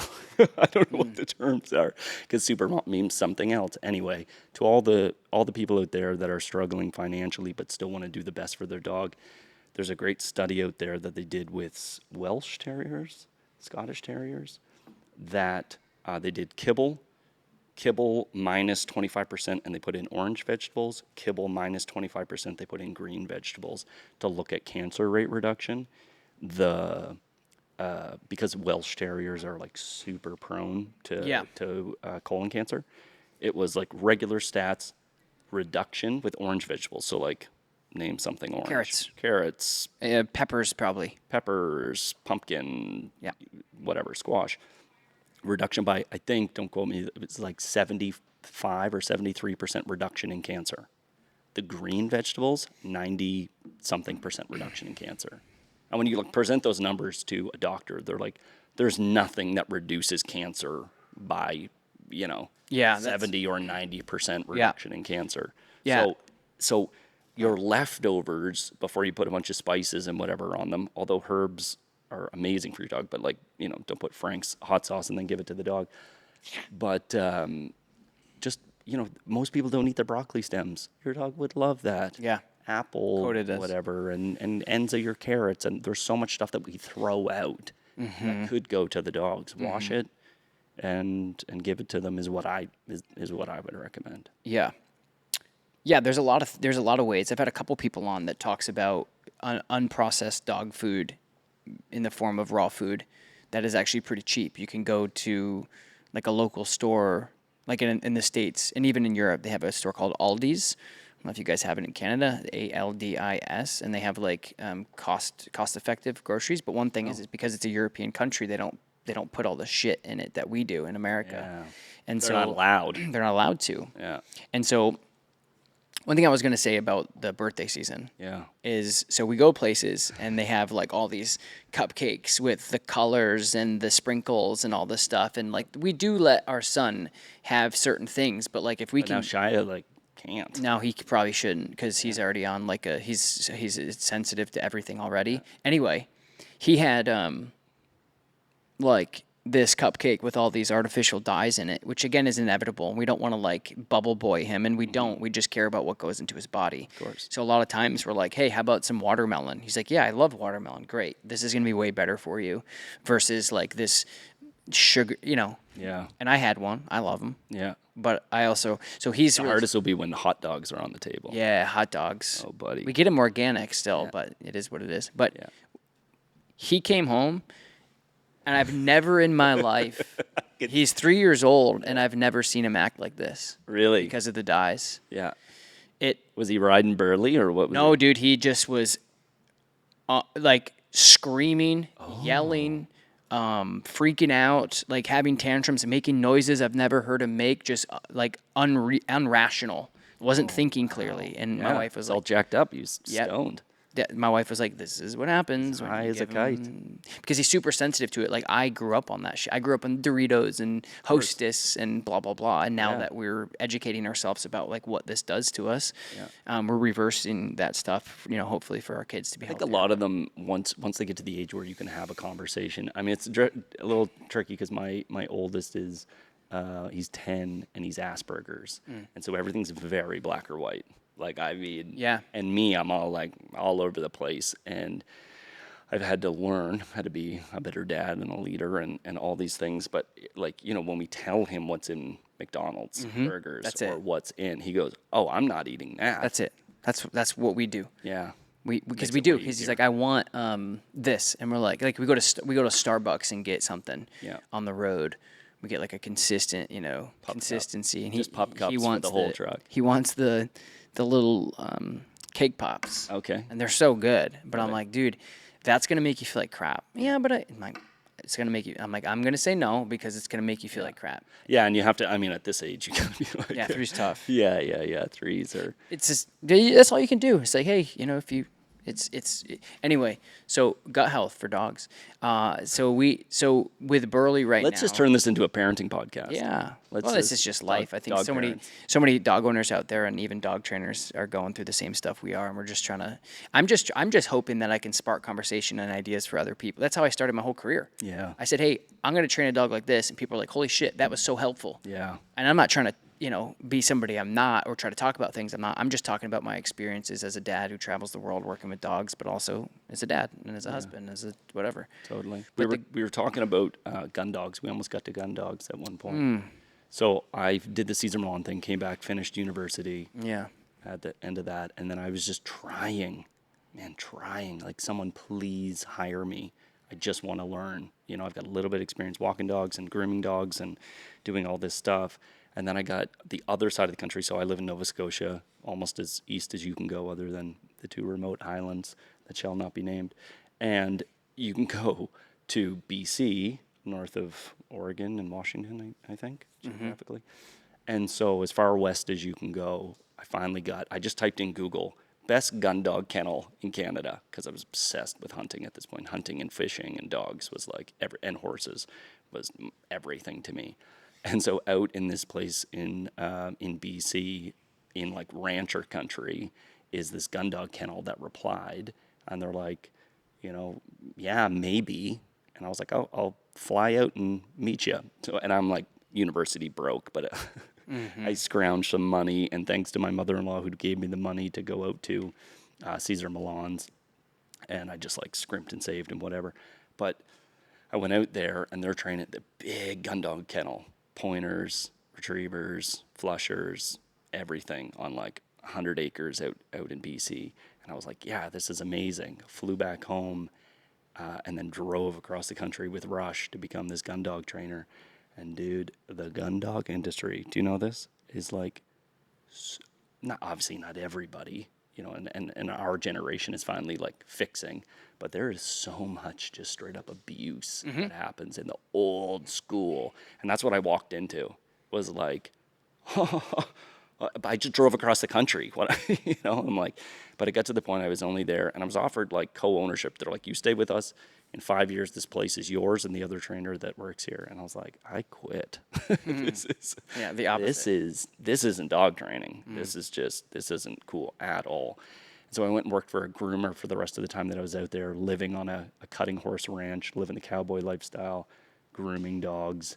And then I went and studied nutrition with the Volhards, and then did a 5-6 year mentorship with Duke Ferguson, and learned balance, and then just kept learning and going. And that's the probably the most important thing I would say to dog trainers that are out is like, go to different seminars, go to a clicker trainer seminar. You'll learn something. It's your shirt again. It's such a great shirt. It's not about, don't fall for the cult of like, you have to use prong collars and whatever. I think one of the most useless tools out there is a choke chain, but like, you can learn how to use it, and there might be a dog that you set it on them and it's just great. Like, learn how to use the tool. Yeah. Learn how to use a clicker. Like, some of the best trainers in the world, timing-wise, are clicker trainers. Like, it's not easy to mark a behavior and free shape a behavior. You can learn a ton of creative ways to dealing with conflict without conflict, But equally, corrections and punishment, in my experience, are very important. But yeah, we were talking about Dogtra and 127 versus 100. It's one of the questions that somebody asked on my stories was, why Dogtra? That was it. You started with Dogtra. It's a great company. Here's how it happened. I started with Dogtra because the Monks Nooski started with Dogtra, and I don't know if they still are exclusive, but so I was always comfortable with Dogtra. And then once I opened up my first facility in 2015. Where were you? Just a little bit north, South Glens Falls, a little bit north from here. I started my first training facility a decade ago there, after I did in-homes for years. Yeah. And I just started carrying them in my facility, and they came out with the 280C at that time, Yeah. 2015 area. Yeah. And 280C had the HPP, which is high performance pager. And the high performance pager helped me a lot. Which is vibration. Vibration, super vibrate, like really intense. And it helped me a lot disrupt reactivity, builds, loading. It was a safer way to correct a dog for people who sucked at correcting dogs with their leash. With Or any even implement. the e-collar. Mm-hmm. Right? Yeah, the Adjusting stim. quickly and Yeah, so I started using that a lot, and that became my bread and butter for a lot. It was just like a thing. And then, do you want to know the actual story? yeah, You of do? course. Okay, so the actual story is this. My guy, I'm still waiting on that mud water. What happened to Adam? yeah, Adam's got a lot going on over there. He's got about 100 different cameras rolling and lights, and so You're doing great, Adam. You're doing good, bud. So the real story is this. There's my friend. His name is Pat. I'll just say his name is Pat, and shout out to Pat. He's like the guy that I think he does this with a lot of his friends, but like he talks you up to everybody. Oh, nice. It's very nice. Oh, that's nice. He's actually He's one of those people in the right circle. Yeah, he is in that right circle. Yeah. And I just talk shit about you to everybody. Right. Yeah. That's fine. I'm in the other circle. I'm in the cheeky circle. You're in the cheese circle. So he's actually the one who got me connected with like Mahomes and a bunch of other athletes. Like he just connects dots without it. He doesn't. He's a connector. He's a connector, but he doesn't know that's that he's wonderful. connecting. Like that's the thing. Oh, he's just a It's sweetheart. He's just a butterfly big effect. sweetie. Butterfly effect. And he is. He's this. He actually just lost a bunch of weight, but he's like big guy and. Yeah. Anyway, great Shout out dude. to So Patty. shout out to Pat. I call him Big Pat. He's in my phone as Big Pat, and Probably why he lost a bunch of weight. he's a lovely guy. Whoops. And it's just the type of guy that like he was just in here last week, and we see each other a couple times a year. But here's what happened.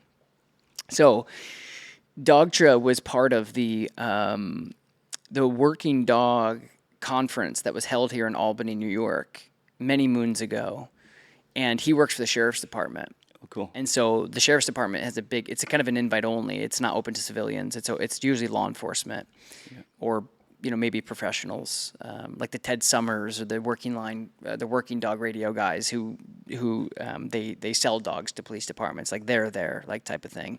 But just you and I wouldn't go. Yeah, they're not It's letting us not. in. Yeah, and it's just mainly because we don't. There's no point. Yeah, Like, we're not it's carrying really guns. just a. Yeah, it's a close group for these people. And it's just a conference on like vendors. Anyway, Dogtra was there Yeah. because they sell a lot of units to canine guys. Yeah. Government issues stuff. And Pat, because he works for the sheriff's department, was driving guests from the event to the hotels locally. Yeah. And just so happens, shout out to Dogtra, Steve Chow, who's I don't know his title now these days at Dogtra, was in the van, and he was running marketing for Dogtra. Oh, cool. And Pat says, yeah, I use Dogtra with my collar because of Tom Davis. And he says, who's Tom Davis? And he stopped the car. And he was like, what? You don't even know this guy? He's pumping your stuff like crazy. You don't even know who he is. He's like, no. And he stops the car and he's like, look it. And he makes people watch me. It's so like endearing, but also embarrassing at the same time. He just texted me a couple weeks ago. He's like, dude, I'm talking to this restaurant owner. He wants you to come in. Dinner's on him. Like they want to take pictures and stuff. And I'm like, thanks, but. Nah, he's good shit. That's so, awesome. So that's what happened. Is he's like, you got to watch wonderful. Tom. They reached out to me and they said, hey, this guy was like telling us all about you, and we'd love to have a conversation. And I just told them about me, and then they said, do you think you could sell units? I said, I already am. Like, look at my account. Inventory, yeah. Yeah, and they were like, yeah, like let's do something. And I was like the first. You good, Adam? There goes Adam. So we were just saying really good. The mud water's all over the We were just saying floor. really good things about you, Adam. So what happened was I'm like the first dog trainer to have like his own line. cool. Yeah, and so that's how it happened. Like, because a lot of people, Lorraine over at Dogtra tells me all the time that people DM them. They go, "F Tom Davis." Like, why don't I have my own unit? This is bullshit. Like, here's my concept. Like she says, they get them all the time. Oh, like, and that is probably the best way to reach out to a company is to start your email by saying, screw the people you work with. I'm better. Yeah, so that's Yeah, that's kind of how all that happened. You'll dude. get that email after this podcast. Screw having Doggett. He doesn't know what he's talking about. Yeah, I won't Long get hair it. hippie.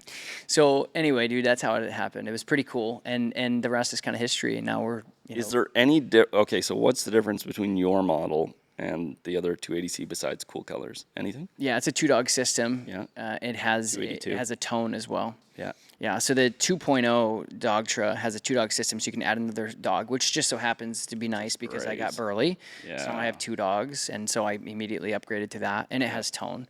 And I really was pushing for the light, the light on the collar, because I was working with Logan Paul, and one of the things that I showed him my new unit because he does e-collar training with his dog, and I was like, "This What is." kind of dog does he have? He has a XL bully. His name is Quinn. Yeah.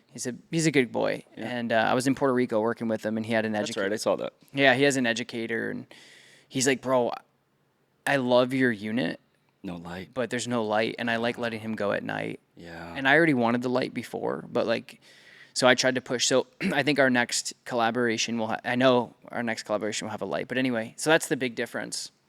Is it's 2 dog system with tone. Yeah. And 127. Yeah, it's a good question. Maybe I can phone So in you can do Nick or momentary, continuous neck and boost. and boost. Yeah. Yeah. Yeah, and it's something that Dogtra called me the other day. They're like, "Hey, we're not selling as much units as we did last year," and I'm like, "I just haven't been Talking about as much. talking about it as much," and it's kind of like, I don't want to. So many things to talk about, and you don't Yeah. want to feel like you're just pushing product all the time. I don't, and it's like organically when it happens. Yeah. And that was the thing about YouTube is that I was already using their, and I still do use their models. It's just I was heavy on it before because I feel like 2 to 3 years ago, Tom, I just had so much to prove. It felt like, and now I'm so comfortable and content with what I'm doing that I don't. Nice. It's a good place to be. It is, but. And did that come from, obviously, like, what was the shift? What made you more comfortable? It's what made me uncomfortable. It was my mental health. I was constantly trying to appease everybody online and convince them that this wasn't what they thought it was, specifically with the remote collar. Like if you don't know what the remote collar is, you would just assume that if a dog doesn't listen to me, I'm going to shock the shit out of them until they listen. And I don't fault people for thinking that because of the misinformation about the remote collar. So I had this vendetta to try to put out all this free, and that's how I think grew a lot on YouTube, and that's the only thing I really care about is because I just wanted to help people and educate people. And so it was really just a point where I every day was making content to prove things that I was passionate about, and now I'm like, Make why the am kind I? of content I want to make. Yeah, and I don't have anything to prove. I had to make a motto. It's on my wall, and it says, it's like my Doggett style motto, which is, why so serious? Yeah, I like that. Because I'll get that way, and I think all dog trainers do, and I think a lot of dog trainers make content for their haters. You see, Yeah, that's what I mean. You see so much of it where it's like, and then it just becomes passive aggressive, and then it just becomes. It's just toxic. It's not really helpful. It's toxic. You're just it's just toxic, and that's why there's a lot of bad dog training out there, but I try not to talk about it. I mean, dog trainers talk about it. We talk about it behind scenes, and whatnot. But I think it's so important to just put out positivity and love. I try to end every video and everything I do with "know that you're loved." And the number of people, I don't even know where. Do you know where it came from? Was Pete McKinnon, the YouTuber? Yeah. Right. What's up, Canadian, everybody? right? Yeah, Canadian. Yeah, of course. What's up, everybody? So mine started. So I'm like, I need a little thing. What's my catchphrase?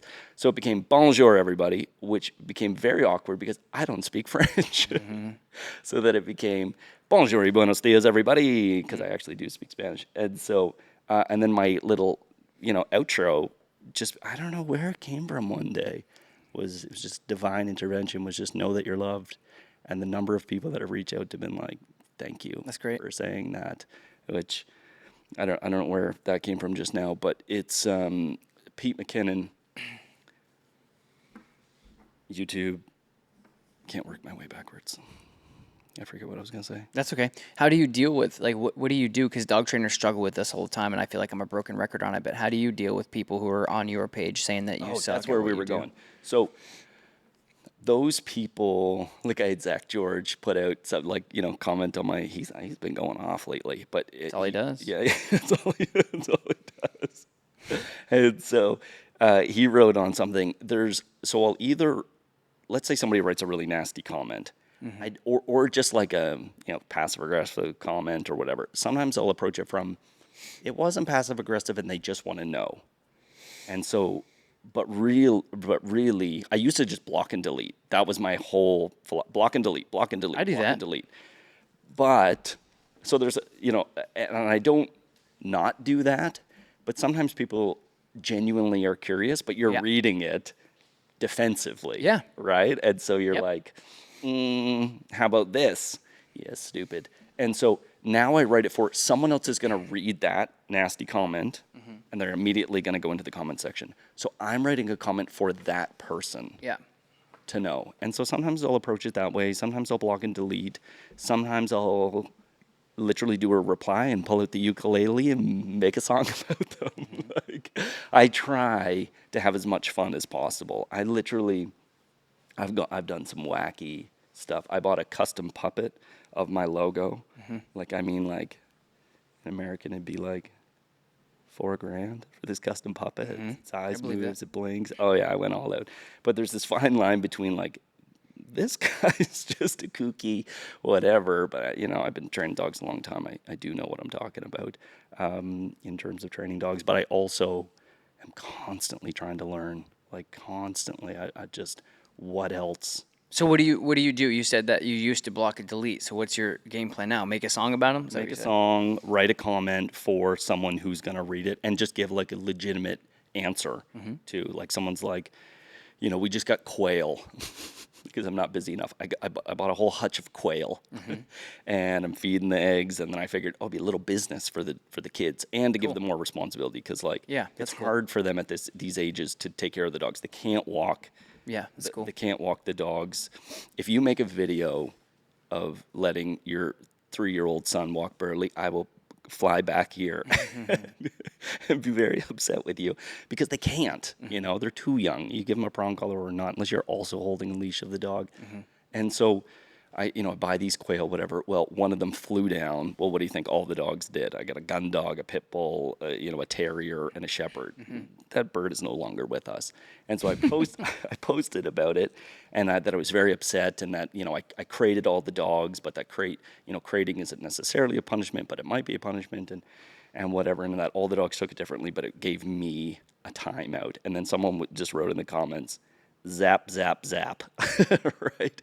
As in, like, that's how I'm going to fix the problem, because I was talking about like fixing the problem versus managing the problem in the video, right? And so, my response to that is like, actually, no, I'm not going to punish this behavior. I could punish this behavior, but I'm not going to punish this behavior, because I hunt with all of my dogs. I track with all of my dogs when I like deer hunt and bird hunt, and I use them for that. I don't want to punish a behavior. And like, it was my fault. I shouldn't have had the dogs out in the backyard and let the quail hutch open. Like, that was they're not bad dogs. They're just dogs doing what they expect to do. So I tried to educate on that sometimes, like I could have just been like, F you, lady, Yeah. Yeah, it's hard, like, to decide, for me anyway. Yeah. I'm at a point where, I spent the majority of my career, like a decade, just doing how-tos. And now I'm at a point where I'm like, I don't want to do that as much. I want to do more.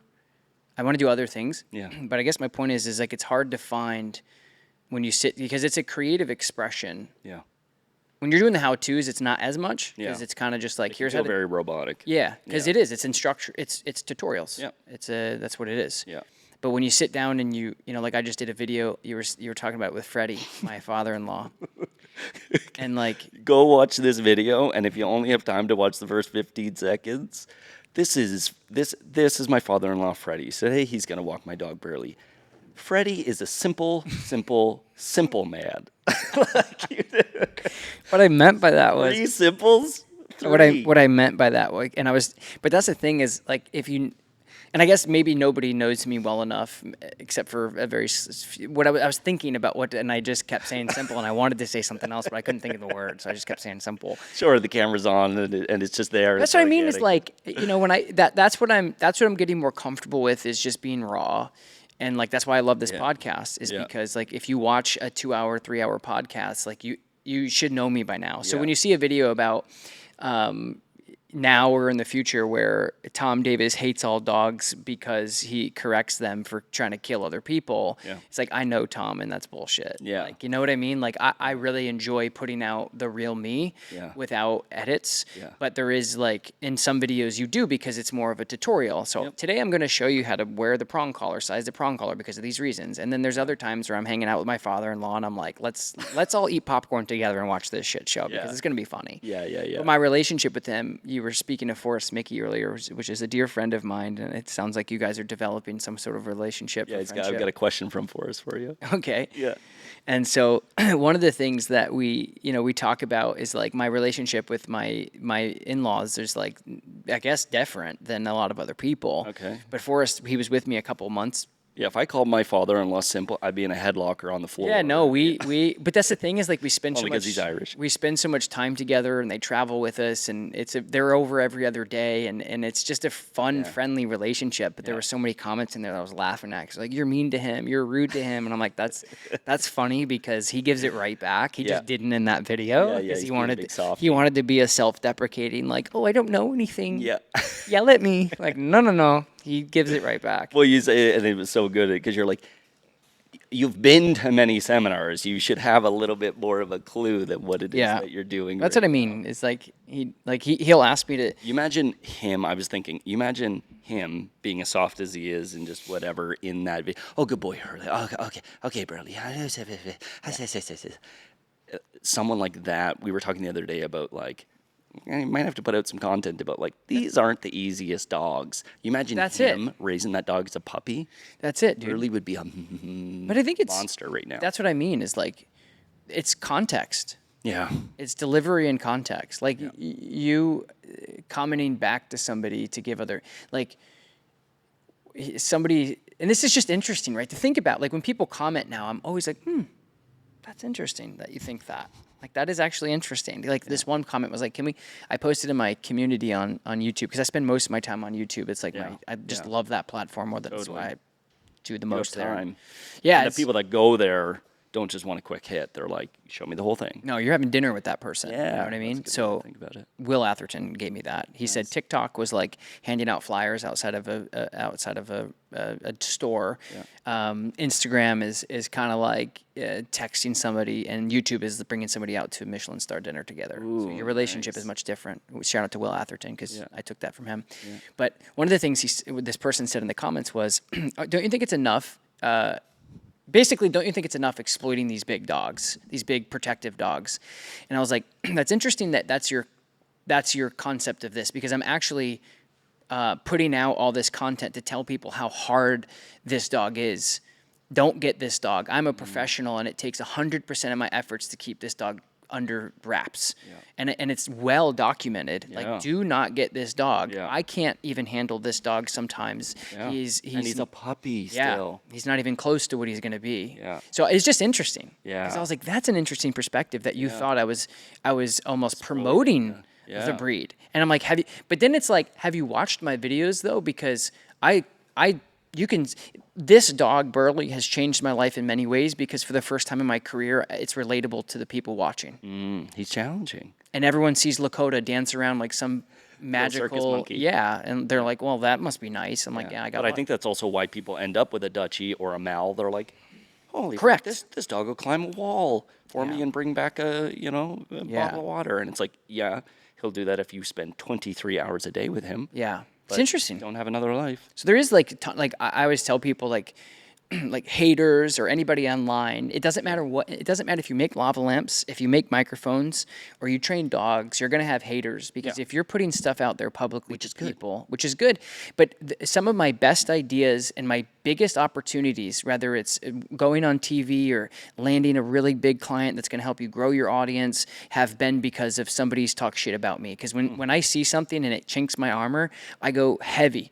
Everything that I've done in life has obviously been strictly from passion, but there has been some really big moments in my career that has happened because somebody has told me in that line of sand, like, you can't do what you're doing and you're wrong and you're not this and you're not that. And I'm like, interesting. So now I'm going to put it into another gear and get What's one thing that happened? I don't want to talk about it because I don't want to bring attention to this said person. Yeah. But let's just say let's just say back in the day when I would read my comments on every platform, TikTok, Yeah. Instagram, Very unhealthy. Facebook, super unhealthy. Nobody should do that. It doesn't matter if you're a public figure or not, you know, because we're in front of millions and millions of like analytics, like all cross platforms, like 5 to 10 million people a month, depending on what's popping off, right? Yeah. So that's a lot of comments. Not healthy to be have that exposure, and then it's good for people to learn, but it's not good for you to learn what other people think about you at all times. It doesn't when they're matter. emotional behind a desk and their wife just left them because they're and you know, my shoes are dirty and I didn't shave right, and how dare I do this, and why do you have a Tesla and whatever. It's like it's very emotionally charged with their dogs. They're our family. They're our babies. You know, so like you correct a dog, and people are like, this animal is the only thing in my life that isn't mean to me, that isn't degrading to me, and you're gonna take my baby and put something that looks like a medieval torture device on him and say no and pull the leash, whether it's a little flick or it's a pop that the dog needs.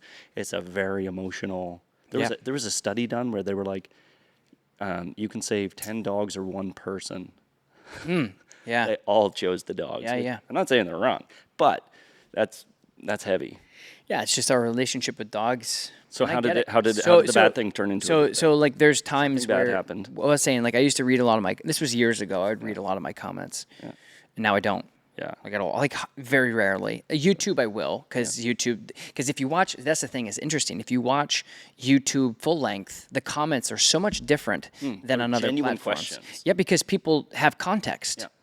They're not just watching a 30-second clip of you talking about this. Like this one clip I did where I was so excited, it was in the UK, and I was so excited because I talked about it with Forrest. I don't know if you watched that podcast, but it's the same thing. I was like, it's a good clip. I was so excited about like this dog coming to life and showing its true genetics, and I said the dog's genetics are changing, and like a couple trainers were like, and they just like... We all went, wait a minute. Sure. And then you know, but you need that context of like, well, he doesn't actually mean genetics. Exactly. Like. And even Forrest went down the rabbit hole of actually genetics and epigenetics can change over time with environments and with maturity and with whatever. Doesn't matter. But that wasn't it. It was just like years ago when I used to read everything, there were comments that would come through, and I would then go, oh yeah, okay. What can I do next? Yeah. How can I get lit a fire? It can shut you down or it can light a fire. Lights fires, dude. Yeah. Like I literally have some of the biggest career moments in my career have been because of people talking about me online. I swear on my life. Like those little like, okay, you don't think I'm this? Well, now I'm going to go do this. Or now I'm going to email this person, or I'll DM this person, or I'll shoot my shot with this person, and then boom. And now I'm in, you know, now I'm in People magazine with an e-collar on. Now what? Now what are you going to say? That was just delivered to 200 million people in every CVS and every supermarket, every gas station, every Target, every Walmart, everyone saw that because those types of things, people will be like, e-collar this, e-collar that, and then I'll go on People magazine and be there or whatever. Amazing. So things like that would genuinely. Yeah. But it was. I think the only reason that you were able to do that though is because of that circle in the sand of like you had Taylor and you had great staff and you had to support you. And I think for some dog trainers, I think it's an extremely, extremely lonely career, right? And an isolating career. And then you've got the only one that's talking to you is your comment section. And it's your local clicker cult that has saying like, you can't do that. You should have euthanized that dog, then correct them. You know, that wasn't ethical. You should have put that dog down. You should have put that dog whatever. Yeah, man. and that's all you hear all day. And so I think community is something that my wife and I are trying to build. She coaches female dog trainers like in That's the business. awesome. Yeah, Is she a trainer or is she just no. cool. She's scared of dogs, which is she's a business coach, but she's genuinely like, I married a girl that's scared of dogs, and I was like, well, here's our new parent. Actually, ironically, she's the one that was like, there's a dog that needs to be saved. Great, 3/4 Great Pyrenees, 1/4 Rottweiler, Mufasa. We named him. Beautiful dog, but terrifying. I drove up to see him. Imagine this, it's dark. You drive up into this driveway and there's a big barn. It's pitch black, and the only thing that you see, the only way you can see is your headlights, right? And it sweeps out onto the little man door that opens up into this big, nasty old barn. And out comes, on the end of a chain, 125, 135 pound blonde Great Pyrenees. And she goes, yeah, that's him. I'm going to come back in the daylight and see this sweetest dog I ever met. Sweetest dog I ever met. And back to the e-collar stuff, I was using Dogtra back then. I use e-collar tech almost exclusively now. I found back in the day they didn't work well in the winter. And we're talking like minus 20, minus 40 Celsius. I assume the batteries are better now, but he wouldn't work above 127 levels. 282, so like the light one because they have stronger collars like 1900s and whatever. 280, 282 collar. He wouldn't work above under distraction a 10 to 12. Like that was it. Most sensitive. Most dogs can't feel 10 to 12, like, especially working lines and livestock guardians, but this most sensitive, gentle dog, which is why I think so many people, they get a cheap brand, they get an Amazon $40 special, and those ones have all the same marketing. They got vibration, they got tone, they got 149 levels of stimulation. But if you put them on yourself, if you put them on your wrist, if you put them on your hand, if you put them on your neck, 1, I don't feel, 2, I don't feel, 3, I don't feel, 4 feels like 100. And then so every time, there's so many videos of me turning it right to max. And then I'm like, that's like 10% hotter than 4 out of 100. You can't train that. You can punish the dog with a tool like that. You can say no in a very serious way, but you can't teach them what the stimulation is and how to turn it off, which is proper e-collar training. That's what, proper balance trainers are aiming to do, right? It's like, here's what it is, here's how it turns off, and it's coming for me and it leads to food and all these other positive things. So finding the right brand. So I only ever recommend Dogtra and e-collar tech for that reason. But I wish that there was the bigger pager option for e-collar tech. The vibration is just 1 level. They do make a 100 level vibration collar, but like... Yeah, I've used it in Europe, which is a crazy story. Let's hear it. You used what? I did tech? this. Yeah, I did this seminar in Netherlands. Yeah. And it was a great turnout, and it was the first time I was there, and it was lovely. How'd you like the country? Loved it. Beautiful. So nice. I went to Amsterdam. It was lovely. The people were great, and Amazing people were from all over Europe. Obviously Belgium, and so we went to the Netherlands to do. All right, let me just back up. Yeah. So I've never done a seminar in the Netherlands, but I do know that most equipment is illegal, and I don't care. I will train it, like, Matt Back, who came and cut my hair with like Fisher Price scissors and made it work because he's good at what he does. Like he's got a lot of experience. Yeah. Like that's the thing for me, and I'm sure you, like, just give me whatever's in the room and I can help you with the dog. I don't know if you can because you're not a professional, right? When you're talking to owners, it's like, I don't know if you're going to be able to do this. I don't know how sustainable this is going to be. But one of the things that people were saying is, like, I see this all the time too, with dog trainers anyway, is they're like, how can I get the equipment there, and it's illegal here, blah blah blah. So what ends up happening is I think every equipment except for general leaders and face harnesses and slips are illegal. So prongs, e-collars, plastic pinch collars, like even the plastic ones, even the Star anything that, like, and again, it's like, define this, right? And so we get there, and like I said, like, I don't care. It's like, fun. Take it's all exactly. It's a challenge. Yeah. Take all the equipment out of this equation. I can still help these owners. When we could all sit down, and I don't even need to see the dogs. And most of the time you don't. It's like, what are you doing? What's the pattern? 100%. What are the living situations? That's it. That's the same thing with somebody who comes in and goes, "Oh, I feel like shit." I don't need to Let's have a conversation. Yeah, what are you eating? How much do you work out? Yeah. How much So much how of much my sleep dog are you training. getting? How much water are you drinking, right? So anyway, I get to Netherlands, everything is pretty much illegal, which is totally fine. Like I'm excited, I'm eager, I'm motivated, I'm ready to learn, right? And so one of the things that they said is this one person was from Germany, and you can have e-collars in Germany or something, but you can't have prong collars, which is funny because Hermspringer's from Germany. I don't know. So she's like, I want to do e-collar training, and so like when I go to other countries, I respect their rules. Of course. For many reasons, but I don't know if there's anything in there unless you put some. There's a chocolate milk in there. Sorry, my staff likes to drink all of that. Yeah. Anyway, so we go to Netherlands, and do you want some of this? Yeah. And what ends up happening is this person from Germany wants a e-collar trained dog, and I was like, well, I can't use the e-collar. Like, actually, we can use an e-collar here. I'm like, oh, like, but it's vibrate only. Oh, interesting. Yeah, and I was like, okay, does anybody have one? They're like, yeah. So they take it out, and I'm like, okay, I just want to explain something to you You're guys. like, this is a joint. This isn't the. Yeah.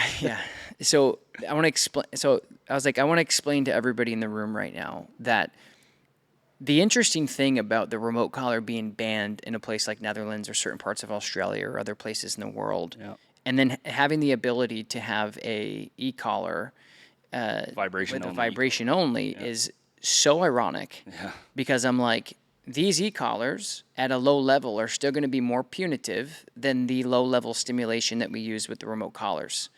So what I said, No, I think you said that wrong. did I? Yeah, I think you said the low level e-collar is more punitive than Not, vibration. sorry. Thank you. Yeah.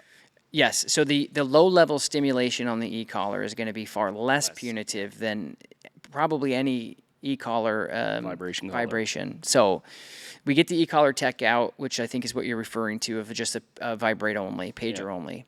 And so I said, here's what's going to happen is I'm going to put this on the dog. I'm going to tell the dog to come. I'm going to turn the e-collar on in conjunction with the recall, which they know, and the dog's probably going to freak out and look to where that is because that's what happens with the vibrate. Yep. And I said, if alternatively, if I had an actual ability to use a remote collar, it's not going to look like that. The dog is going to feel it. They're going to react to me. They're going to get paid, and everything's going to be great. Yeah. Sure enough, put the e-collar on. I go to level 2 out of 100, I think, and I went boop, and the dog's like looking around. And I said, okay, I condition the dog on the remote collar typically between 4 to 8, depending on the dog and in the environment. And I don't ever get that reaction. Yeah. And I said, I was like, it's really sad that in your country, there's so much misinformation out there that you're allowed to use this collar that provides more punishment than the other collar that provides more safety and less punishment. Yep.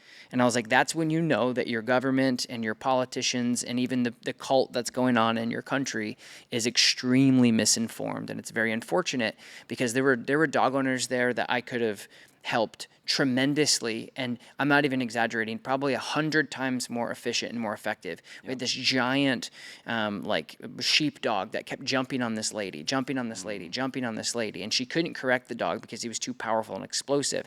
So she kept yanking down. The dog was choking and coughing, and we tried free shaping. We tried these things, but he just had this tendency to bounce up. I'm like, if I was able to use a prong collar and correct that dog once or an e-collar, it would be a different conversation. And it was funny because all the people from Belgium was like, meet me in the parking lot, I'll do it. Like, that's what happens in Australia, too. Like, when I go to Australia to do seminars. That's the bad part, right? Is Exactly. They're doing it anyway. They're doing it anyway, or they're taking out a 2x4. Yeah, you know? right. And, like, it doesn't stop people from punishing their dog. Correct. And so one of the questions that I got from a mentee and a great trainer in Canada, Nova Scotia, Taylor,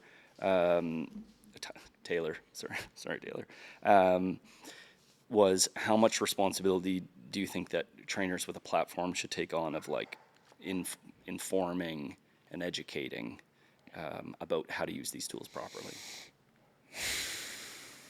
His question was kind of different. It was kind of like, how much responsibility is it of yours, to be... do you have it? Can you like verbatim so that way I get the context right? Sure. It's basically, how do you... Yeah, I'll stop saying... Yeah, I want to know, like... Forrest called. He's got a question. question too. Okay, so the question was, is it important for trainers with a big social media following to be actively involved in fighting harmful legislation/tool bans? It's a great question. Love, Taylor. Thank you, Taylor, for that question. It's a great question. It depends on many things. I think it personally just depends on the person. I had this conversation with Will Atherton when he was in the UK and they were banning bully breeds and stuff. He's like, I think it's actually more irresponsible for me to say something. I don't want to take words out of his mouth because I can't remember exactly what he said. But for me, Adam, cut in the clip. yeah, put in the clip. But for me, I think it's like how much I have how much more can I do? Yeah. That's how I feel. How much capacity do you have to do more? How much bandwidth? But it's for me, it's more about I have the most, for an example, I have the most views on remote collar tutorials in the world out of anybody else. And I'm not saying that, and people may have passed me by now, but you've done your bit. dude, I'm literally like Screaming from the I'm screaming from the, and I know that the question wasn't from a, why don't you do more? It was like, do you feel responsible, or should you have more Should trainers. Yeah, like, and I think if that's their thing, like it's not like you look at certain trainers out there, like that their thing is to get up on their platform and say bah, bah, bah, bah, bah, and right. And I'm just like, I never got into this for that. I just want to help dogs. If it works for you, great. If it doesn't, that's cool. So for me, it's just like my rebuttal to that is I have put out so much content. You know, we talked about the People magazine earlier. Like, you know, it's like I'm it's uncut. You get to see it. Yeah, and I think it's just I've done for people who really want to learn. I already have enough content out there, and I continue to put it out there for people. That's why when I came out with the first Dogtra 280C, it was this colorful rainbow that has never been really seen before like that, right? And it's like, because it should be fun. Like I'm doing everything proactively in a way that I can do at my capacity and my timeline to be able to make dog training not as scary as it needs to be. That's why I chose the brand colors that I did. Right. It also like gets rid of all the homophobes and like people that are like pink and purple on a guy. What's wrong with you? I'm like, wait till you see my hair down, baby. Yeah. Yeah. That's it for me. Is I just, you know, like, do I like try to make it approachable and educate and that's it. Like that's my that is my responsibility. Yeah, and I think it's everybody's responsibility if you have the capacity and you can teach without being mean. Because you know, when we start putting all these people down, maybe they just didn't know. It's so sad when I see like dog trainers that are just going down this path of passive aggressive, just mean. Why you gotta be mean about it? You know, there's quite a few that come to mind. I actually have a list of their names right here that I was gonna read. And their address. Their address. Yeah. What other questions do you have? Oh, I got some good ones. Let's pop them open. All right. So this is a little fun. So I had a list of it's called, I play this game with everyone named Tom. They all like it, and it's 10 questions, and to get to know you a little better. Cool. It only works with people named Tom. 3-year-old dog or these are yes or no, like yes or no type. Okay. You can only pick one, and we move on. 3-year-old dog or 4-year-old dog? That's a yes or no? No, that's a pick one or the other. 3-year-old. Sorry, I got you. It's a binary answer though. Yeah. 4. Okay. Teenage dirtbag or Joe Dirt? Joe Dirt. Sing off or dance off? Sing. Teenage Mutant Ninja Turtles or Spider-Man? Teenage. Okay. Dominant dog collar and leash or slip leash? Yes. Good answer. Blondes, you gotta be careful with this one. Blondes or Guinness? Guinness. Burley liver treats or milk bones? No bad dog nubs. Beef jerky or green smoothie? Ooh, smoothie. Sorry. And that's the end of our podcast, ladies and gentlemen. Thank you so much for tuning in. Drink a smoothie every morning. Missionary or Doggett style? Doggett style. George St. Pierre or Dustin Poirier? GSP. That was 10 out of 10. You did great. Good. Well done. GSP just because he's from Canada. I knew I'd get that one right. So this is my question. You say this thing to Lakota, okay? You say this thing to Lakota. all the time. And I know where this is going. when you're excited, I know where this is going. Okay, you get This excited. is where Forrest comes in. I know it. No. That was just. So you said it on Forrest podcast. I try to get ChatGPT to listen to the tip. Everyone's asked what we say. Yeah, go ahead. Sorry. Yeah, that's the question. Rude. What the hell is mani? And Many. So is it's it Spanish? I don't know. Okay, well, it's Spanish. Because so here's how it happened: is Forrest calls his male and female dogs. It's spelled Mateli, I believe, like Mateli, like Okay. we say Marie, like we just say this thing, and when we get excited, Yeah. I've adopted it from him for sure. Okay. And then he would also call like his old dog Elzer. He would call him Speezy. So Okay. he'd say Speezy and Marie. So I think his female dogs he'd call Marie, and then his male dogs he'd called Speezy. And so when him and I get into the same room and we get working, even if we're working dogs, like you can tell how excited we are if we start spitting that out. How often that comes out. I Yeah. thought that was great because I was like, he says it to Lakota, and now he's saying it when he's excited. Yeah. What? Yeah, no, it's funny. And so I thought you were saying mani, which is kind of are, but peanut in Spanish. And I'm like, nope. yeah, no, Unless it's a cute little pet name. it is just a cute thing Forrest and I have developed our friendship around. It's such a really funny. Such a and it bromance. doesn't, because people ask me all the time, like they want to know if it's a command. Like if you, not everybody, but a lot of people do ask that. Okay, well, this is from Forrest.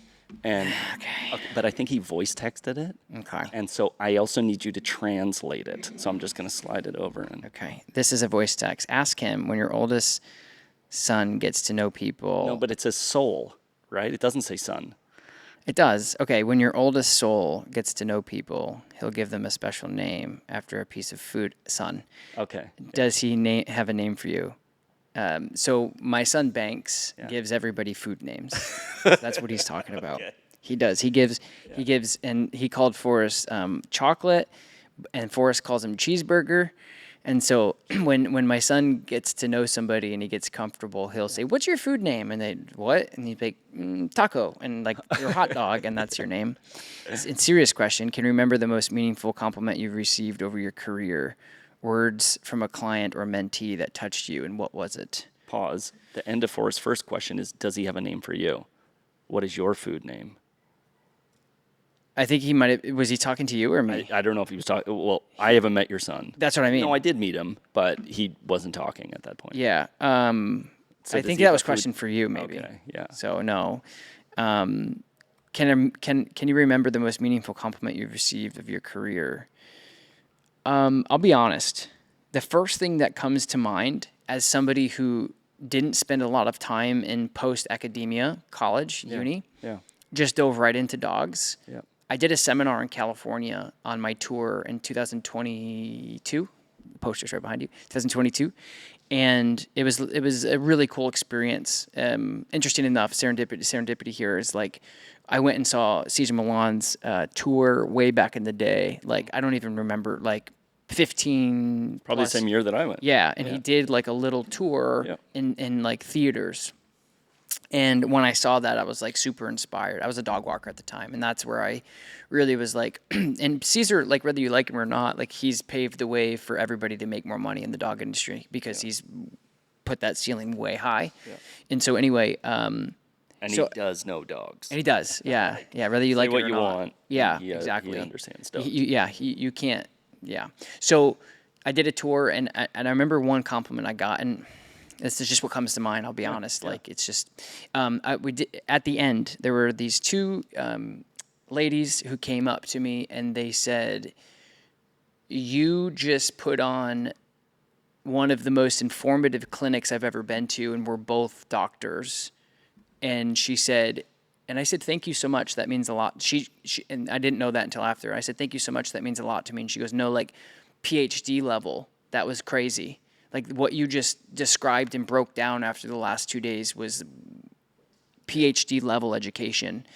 And then after, they're like, "We both have our PhD, and we've been to a lot of clinicals, and we've been." And I don't think they were PhDs in dogs necessarily. I can't remember what the context was, but from somebody who has been trying to be like to try to make it, and somebody who kind of has been trying to help as many people as they can. That sticks out. That was cool. That was a cool compliment. I will remember forever because nobody's ever said that to me like that. I think that's very relatable for most dog trainers because I've met so many dog trainers that are like, I don't have a certificate. I don't have a this. I'm like, that doesn't mean anything. I've met chefs with 30 years experience that still burn toast. Yeah. You know? Yeah. Like your diplomas and your whatever that you're chasing. A lot of times they go to these dog trainer schools that are like, Yeah. not teaching them much, but the insecurity of, and I'll tell you, I can count on 3 fingers how many times I've been asked for my degrees and my diplomas and stuff. And, you know, I've got a certification of professional dog training, but like, what does that mean? You know, I think it's more valuable to go and learn from a diverse group of trainers and just do your best and be kind. You know? 100%. But that's a big compliment, especially somebody, I'm sure, like, there's that level of insecurity of, like, I didn't go to university, or I don't have the, you know, we were talking about Tyler Muto, a great dog trainer, and you have a name for him. Do I? Yeah, well, you said you did. The The professor. Yeah. the professor, right? Because Tyler has, you know, as my grandfather would say, a $5 word for, you know, every other thing. He's got a lot. Yeah. He has a great vocabulary. So does Forrest. Yeah. Talking to Michael. Forrest and Michael and these people. And one of the compliments that I got was, I appreciate that you don't use words and jargon from the term, or like, you know, go deep into the science behind things. And it's not that I don't do my best to read the articles and stuff. It's just not how I talk. I've got a university degree and whatever, but like, that's just not how I talk. Right. And so there are, if you want that, go watch Tyler or go watch Michael or Forrest or whatever, if you want and I mean, it's a thing you can talk about neuroscience without using, you know, the cortex of this and that. And that's just how I talk. And I think that's why you're so relatable and doing so well. I mean, it's not, obviously not it's part of why because you're very relatable. You're very just talking the words that you talk, and you're able to explain, you're able to give a PhD seminar without using big words, without confusing people, because nothing was worse than being like, I don't understand you and I'm scared to ask for the explanation. Yeah. That was a huge compliment. Yeah. So what are the other questions that we had to run through? Should you post it on Instagram, questions for me, or what did you? Yeah, I posted Tom Davis. I'd explained to most people who you were. They didn't. No, They didn't know? They didn't know. Good. So yeah, my question was many Shia and Banks, Shia LaBeouf and I know, but Shia LaBeouf and Banksy. Is that where you got those names? Shia LaBeouf, yeah. Yeah, is that where yours came? Yeah. Boys' names came And from. again, it's serendipity. So the same venue I was talking about in California, in LA, that we were talking about. Yeah. 2 weeks later, Shia LaBeouf was there doing an acting class, and they posted videos of him in the same venue that I was just in. Oh, I'm a big fan cool. of him. I think he's just like one of the unreal. most creative. I just love how he commits to the character. I've always been a fan. I was a big Even Stevens guy, and so actually, I will admit, my wife had no idea. I don't want to say she didn't have any idea that that's where it came from, but she asked me why, and I'm like, because I like it. But yeah, I really like Shia LaBeouf as an artist, and so that's where that came from. It's very unique. Yeah. I really like that. I think it turns out it's kind of a Muslim heritage name, actually. I think, and then Banks actually was just something my wife came up with. Okay, so did you take turns? Is that No, No. it's just more or less like throw everything on the wall and see what sticks, and then I just. when my second son was born? He was born in the hallway Oh shit! of the hospital. I was driving a 98 4Runner at the time. It's like a family heirloom. Yeah. And a Toyota 4Runner, 1998 Toyota 4Runner, can only do 145 kilometers an hour, it turns out. We're trying to get there. It's 45 minutes to the hospital. We arrive, and my wife is like, I'm having the baby. And she's the most patient, loving, kind person. She's never said a mean word publicly to anybody. Shout out to her. Yeah, and so she's like, I'm having the baby. And so, like, but how many, you know, in the nurse's defense, how many times do they hear that every day? You know, like, that's happening now. And I was like, really? And she pulls her elastic pants, and like you can see the crown of his head. And so she's like trying to waddle in, and the person's like, you need to register, the registry lady. Get back here, you need to register. And my wife just takes her ID out of her bag, hucks it at the person. What are you gonna do, man? And Yeah. so Isaac was born at, let's say, like 117. We were registered at 119. Nice. Yeah. So in the middle of the hallway in the women's unit on the floor is where he was born.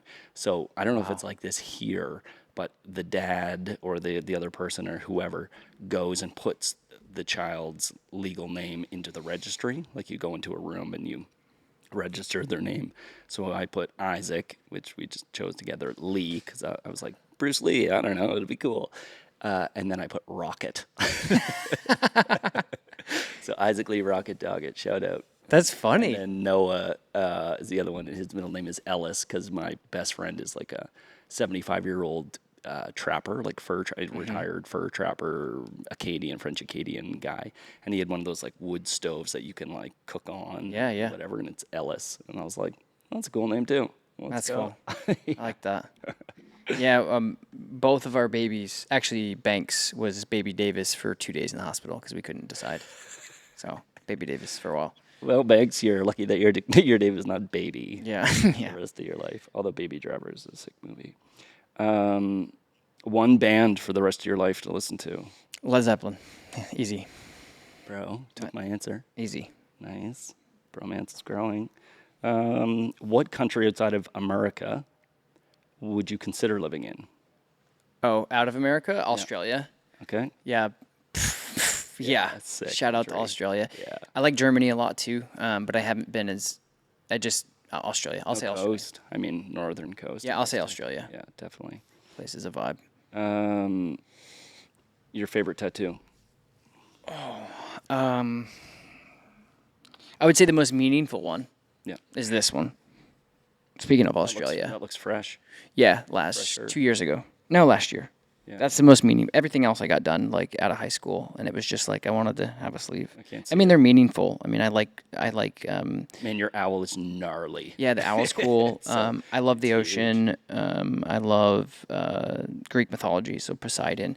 But this one was cool because growing up watching Forrest and Michael and Tyler Muto and all the Learberg guys Yeah. when they went to Australia, I was like, how cool would it be to actually get paid to go to Australia Yeah. and work with dogs? Like that's bucket list. Yeah. And I watched Forrest go over there year after year after year after year.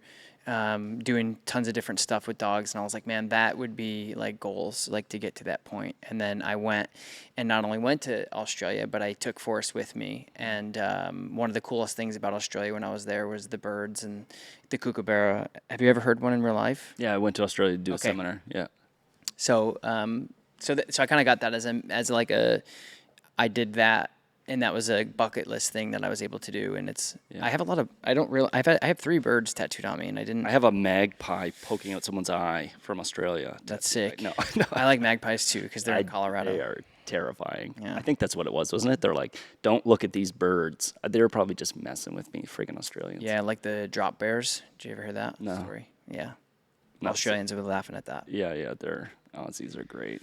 Aussies and Canadians in a bar are like. Well, there's a lot of rowdy sections. Aussies in Banff too. Yeah, I guess at Visa, it's a Yeah, we're open relationship. that's cool. Yeah, I think that's what the government calls that. Will there be plans on a third Davis baby? Yeah, I think so. Oh, wow. All right. Well, Taylor. Hope you're in for this. Yeah, not up to me. So we already talked about Dogtra. And we already talked about the e-collars. Most difficult dog issue to fix.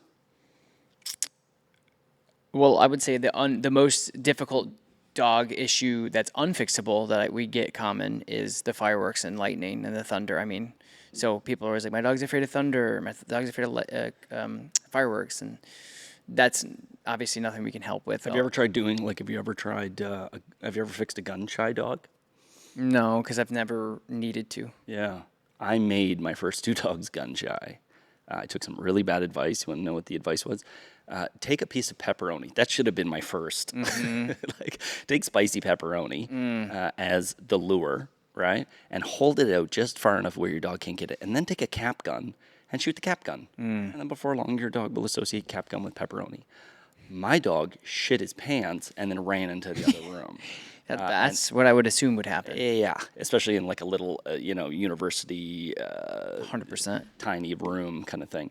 And so, so I had to fix him and make him, I wouldn't recommend trying to like get well, it's fun. It was all fun. Boxer pit bull mix to become your gun dog. But he eventually loved it. But that process of basically just like slowly introducing louder and louder noises. The problem is the unpredictability of that. But like Vega, I started her as a puppy, and at 12 weeks, I could shoot a 12 gauge over her head. Nothing. Zero response. So Yeah, I think it just depends on the dog. yeah, One interesting thing for people out there is we had this one client that, I don't know how I heard this, but every time there was a thunderstorm, she would put a bunch of kernels and coconut oil in a pan, yeah, and the kernels would pop. She would not put a cover on. yeah. I'm a big popcorn guy, so like I make stove popcorn all the time, and Okay.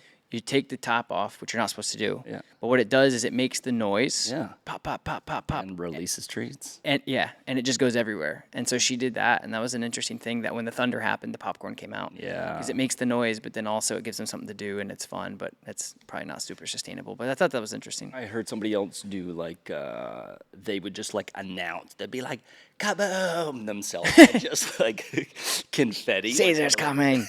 That reminded me of. Don Caesar. No relation. So yeah, they would just like toss. But I'm all about like, I mean, I've got guns. I playing with those things, and Yeah. so for me, when I get a new dog, it's like one of the first things we do. But ironically, do you know what's funny is we had a bunch of. I mean, it's probably global warming or whatever it is, climate change. Have you guys been getting? My flight was canceled because of my first flight was canceled because of thunder and lightning in LaGuardia. It's happening so much more often, Dude, now. I know. Right? That's why, like, tomorrow I'm going to a wedding, and I'm not going to a seminar where a bunch of people, well, I guess people are expecting me, but it's just like less stressed, because I'm like, if we get delayed, we get delayed. Yeah. But like everything's been getting delayed. That's why I gave myself a couple of days. Yeah, man, you have to. I asked it. So if for anybody who flies Delta, I'm a diamond medallion, which is the top tier, and you do get quite a bit of perks, and they do treat Foot you rubs? Foot rubs? everything, dude. Think about it, they got it. They do treat you differently. I can think You about get your some own of those phone stuff. number. Like everything is different. Anyway. Cool. So I talked to American. I go, I'm a diamond medallion at Delta, and I think I'm going to switch to American because this is the third flight that's been canceled back. Yep. We were in Delta, it was Delta that Nashville and Seattle. We were in all these places, and things just kept getting delayed. And so, and he looks at me and goes, "It's same here." He goes, "It's the summer, and every airplane is so overworked, and that's why there's so much maintenance issues, and that's why they're blaming, thunder." But we did have a really nasty storm coming into Atlanta where the Atlanta air traffic control went out. And so we stayed 2 days in Atlanta. That was awful. But I saw that on social. oh, dude. It was like, question, did we make it out or did we stay? Yeah. It's hard with babies. How's Taylor with traveling with these babies? She's good. That was really stressful because it was the worst, not the worst thing, but I was officiating one of my staff's wedding, and I missed it. No. Dude, I was gutted. So not only did I get invited to go to the wedding, which is cool, Yeah. And an honor. I was it's I like- was officiating the Yeah. entire wedding, Oh and I my had to text God. her and go, I can't make it home. I looked at private jets, didn't matter, nothing was flying out. I couldn't get there. I couldn't drive. It was a 17-hour drive or something. Yeah. Couldn't happen. So it's just kind of I'm a big believer in let go, let God. Yeah. I'm just Cool. like, Yep. all right, I've tried everything I could, and it's not happening, so I got to be okay with that. Yeah. Yeah, it's so tricky. So you got to give yourself some buffer. So Yeah. So anyway, weather looks good for. yes, for Scotland, until we had a loose kangaroo on the tarmac. So like, okay. Anyway, And Scottish kangaroos. And then the last one is it true that you were very jealous of Evan's mustache and want to grow one immediately? yes, I did post that. 6 people asked that question. Yeah, I bet they did. It's a Well, you always used to do the little mustache. dude. in You know your what's things. funny? Yeah. And I'm not exact. This is so stupid. I'm not doing this for attention at all. But like, Never mind. I'm not Do gonna it. say No, it's too I late can't. now. It's so stupid. So basically, I didn't know like how to shave. Yeah. And so I remember I used to shave this, but Yeah. then keep this. And people in my comments were like, actually just one person, which I blocked and I feel terrible for. Yeah. Because like he was right. Yeah. He kept saying like, dude, you're supposed to keep like, if you're going to get rid of this, you got to get rid of this. And I was like, shut up. But like, I just never was taught how to do it. And like, so I don't know. So do you know what's also hilarious? I grew out a mustache because I went to Mexico to help a dog rescue, and my buddy was like, "You should grow a mustache," because I can't grow a full beard, and he's like, "You should grow." Like I see it there. There's potential. Grow a mustache for Mexico. Go to Mexico, and I speak Spanish. Whatever. Don Caesar. Yeah, Don Caesar. So, but that is the extent of my Spanish, actually, ladies and gentlemen. Don Caesar. And so I grow this mustache, get back, shave it. He's got it. He's like, no, dude, it's a vibe. Like, it totally. So I grow the mustache again. But it's like long hair. Like, I went into the salon today and she's like, do you do this? And that? I was like, I don't understand any of those words. I'm a dude that grew up with short hair and then didn't cut it one day. And so with the mustache, I didn't know you're supposed to trim it. I had no idea. So I've got 2 online courses. One is like everything but e-collars, and then one of them is e-collars. Growing a mustache? Oh. Yeah. How to grow a mustache. I've got That would be so random on your site. That to be coming. Yeah, it's coming soon. And so dude, I'll send you a picture. It is the gnarliest, most unkempt, disgusting mustache. And I also did a podcast for a while, and my outro was from Santiago. And Santiago is the name of my mustache. And hola everybody, this is Santiago. Santiago is just like this. And someone in the comment section, bro, trim that thing. You were like, I learned, trim it? and I was like, hey, Supposed to trim it. you trim it. All right, Evan, tell people, thank you for coming on. Of course, thank you for having me. It's fun. It's been fun, man. Yeah. We've been going for, I think, almost 3 hours, which is crazy because Crazy. it goes by quick. Where can people find you and tune in and watch all things, Evan? Yeah, all things everywhere Doggett style. I'm the only one. Spell it. Doggett Doggett style. That's me. Thanks, Evan. This has been fun. Yeah, buddy. All right. Bye, everybody. Thanks for watching. Thanks for everybody. listening. Also, I will be where am I going to be? I'm going to be in England. I'm going to be in Australia. I'm going to be in New Zealand. And we got some new T-shirts, so check it out on our website. Know what you're loved. Yeah, know that you're loved. And bye from Evan's Mustache. Bye, everybody. Bye, everybody.